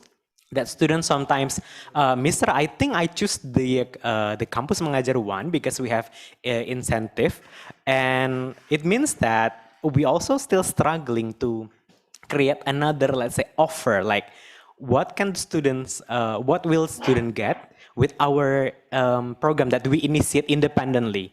So what do you think about this one? Maybe you can offer us a solutions about this. Thank you, Pak Suprayogi. Well, each university now is struggling to create their own Merdeka programs within study programs, within the faculties, within the university. So I don't know what you do there, but let me give you an example of what we do in UI. Really, if we stick to the old ways of teaching English Lit, then we are already dead, actually. Yeah. So it's an issue of how to resuscitate ourselves. Okay, bring us back alive. And again, if we teach English Lit for the sake of knowledge about English Lit, Pak Willy aptly mentioned, you can just get everything from Google in a much better, more interesting, and richer than what you can provide your students in the classroom. So through the delivery of knowledge about English Lit, for instance, can we at the same time, and probably this is more important than the knowledge itself, also equip students with skills in thinking, skills in writing effectively and systematically, skills in presenting ideas orally in an effective way. Okay, the material, the content can still be about English Lit, but the skills is not actually so much about English Lit. Okay, again, thinking skills, it's not just a matter of thinking skills, because that's what other study programs, other departments do. Science departments also do that. But I think our advantage is the critical thinking skills that Pak Willy mentioned. Okay. The subject of our knowledge open up themselves for critical thinking skill. We not just only analyze what is there, but analyze critically means finding something, beyond what is there. And that way, we train our student to identify problems and at the same time to find the solution. So thinking skills is important academic skill. Critical thinking skill is even more crucial and more important. But then again, after they acquire the critical thinking skills, they are able to do that in a very excellent manner. At the end of the day is how to implement the ideas into problem solution.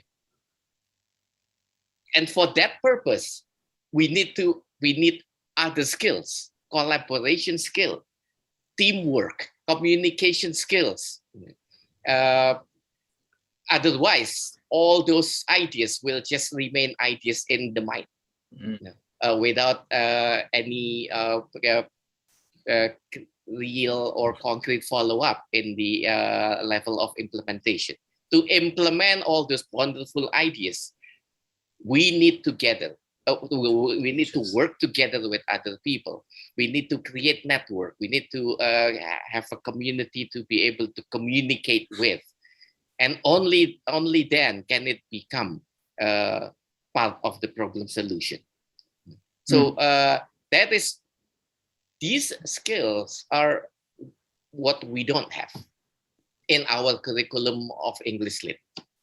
To be honest with you, So we even now, I think we rarely give time or give thought to what we do as learning. That we ourselves are learning, that we ourselves are learners. We always see our profession as teachers, and what we do is teach in whatever way, whether it's dynamic, static, traditional, or new ways of teaching. But it's still, we see ourselves as teach, and we teach rather than we learn. So this is the time we need to see ourselves as also in the process of learning.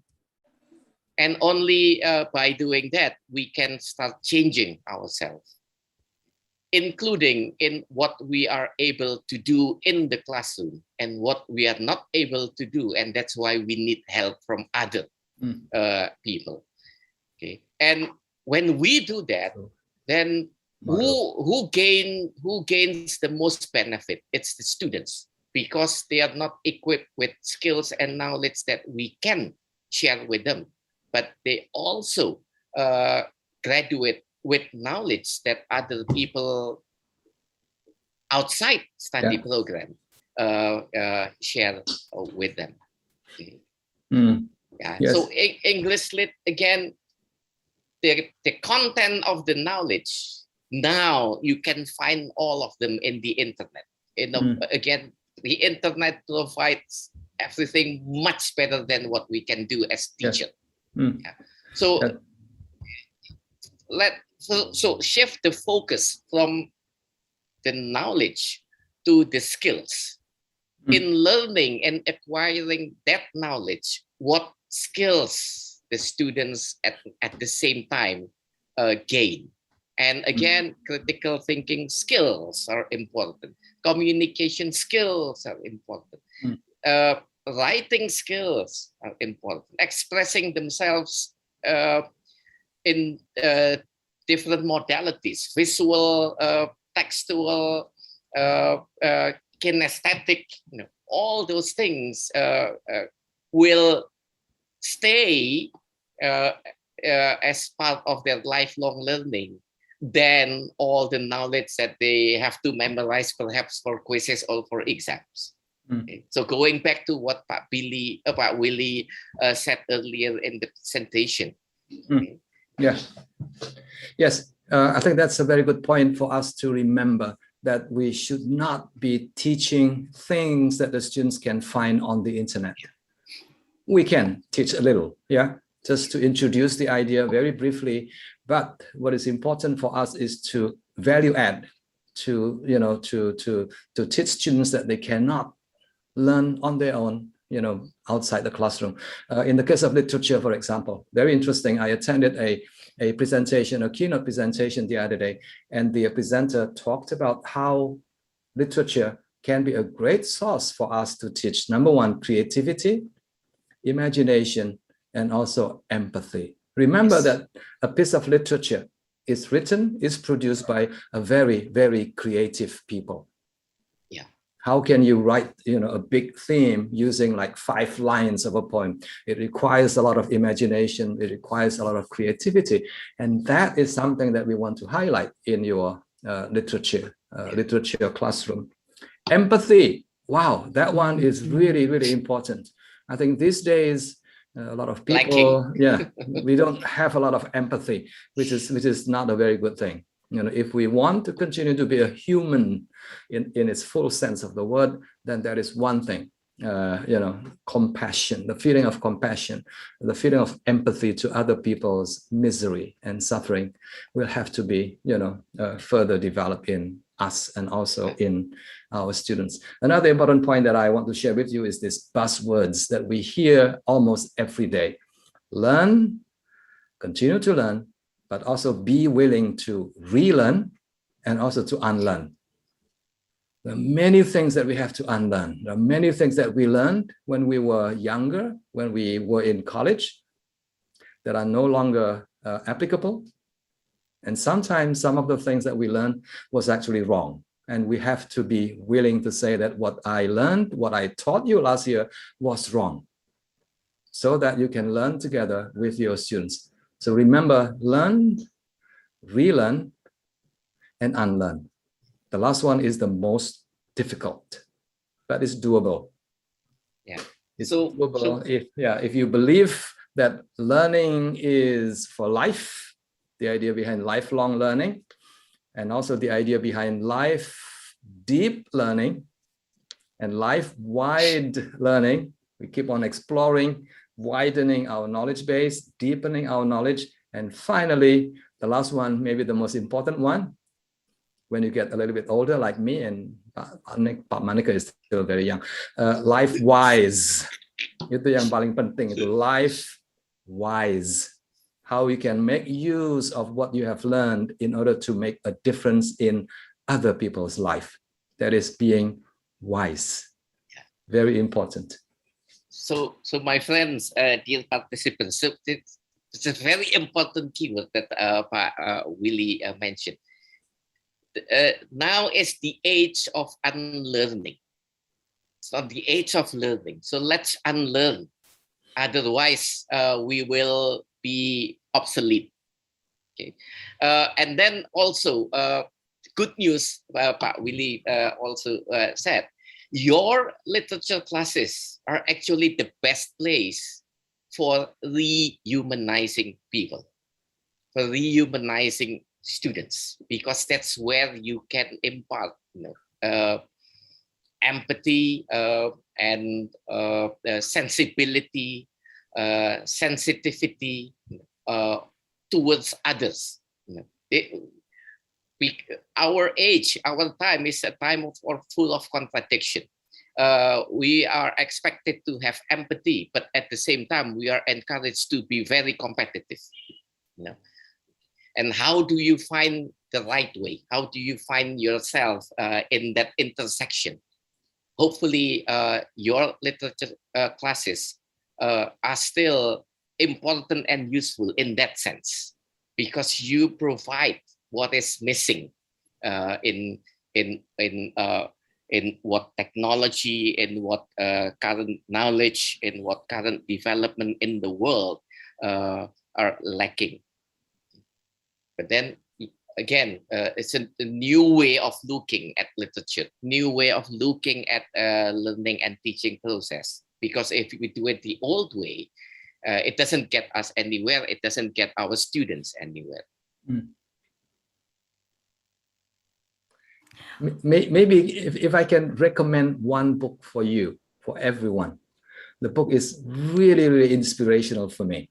And the title of the book is Late Bloomers.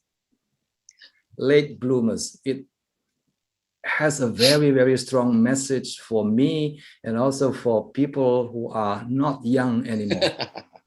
because the key message of the book is that you can continue to learn.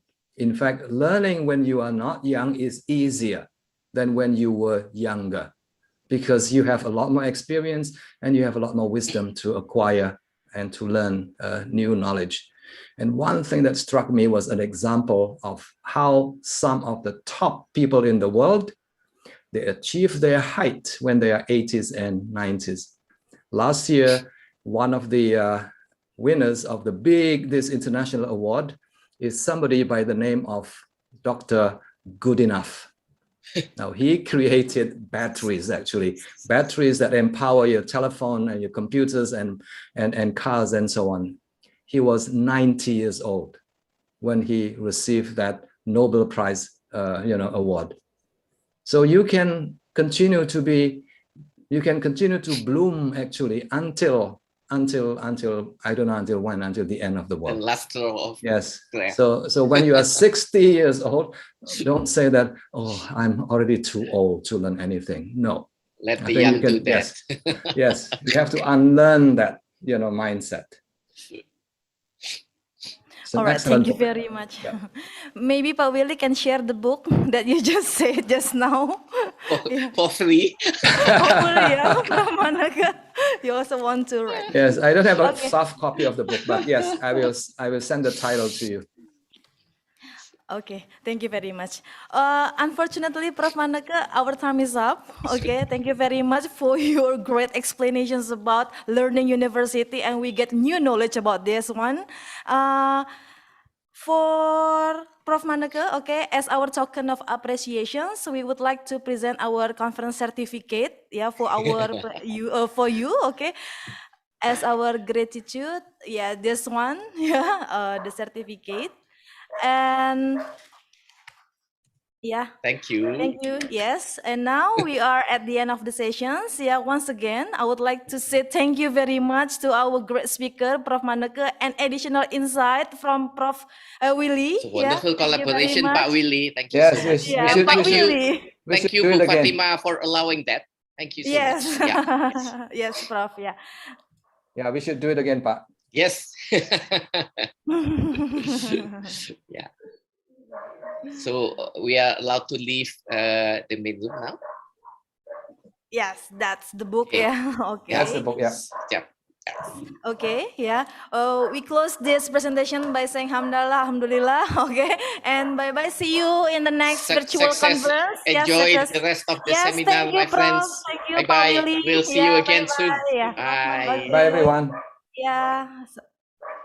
We go back to our host, Peter Muhammad MA.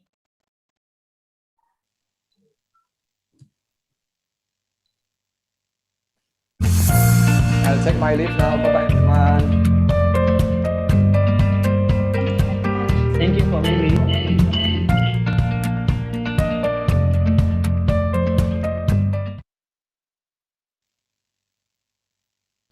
A great presentation. Thank you very much, Ms. Fatima, and also all the presenter, Professor Manaka Budiman from University of Indonesia, and additional insight from Dr. Willy Renandia from Nanyang Technological University.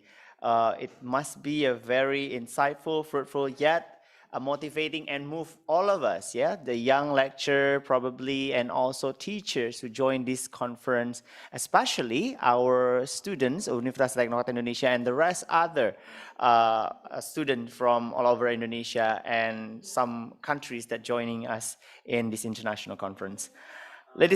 Ladies and gentlemen, we are about to begin our parallel sessions, and we're going to show you the link to your breakout rooms for this parallel session. The parallel session will begin. This is a parallel session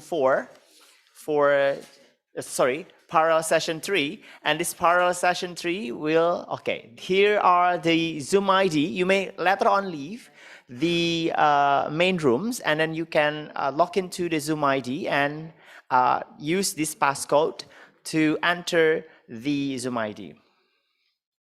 So ladies and gentlemen, we are having around 60 minutes for the parallel session. And one more time, I would like to ask all of you to enter the breakout rooms. You may please enter the breakout rooms and use this Zoom ID and also the passcode to enter your breakout rooms.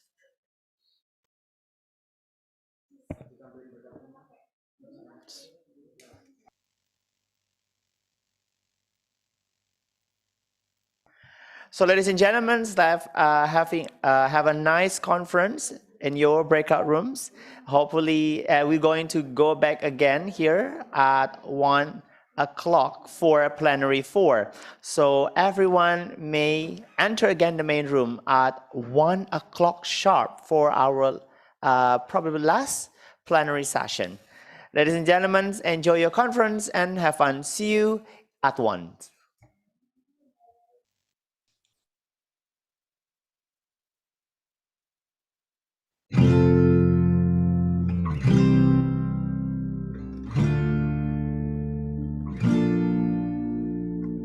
I'm going under, and this time I feel there's no one to save me. This all or nothing really got a way of driving me crazy. I need somebody to heal, somebody to know, somebody to have, somebody to hold. It's easy to say, but it's never the same. I guess I kinda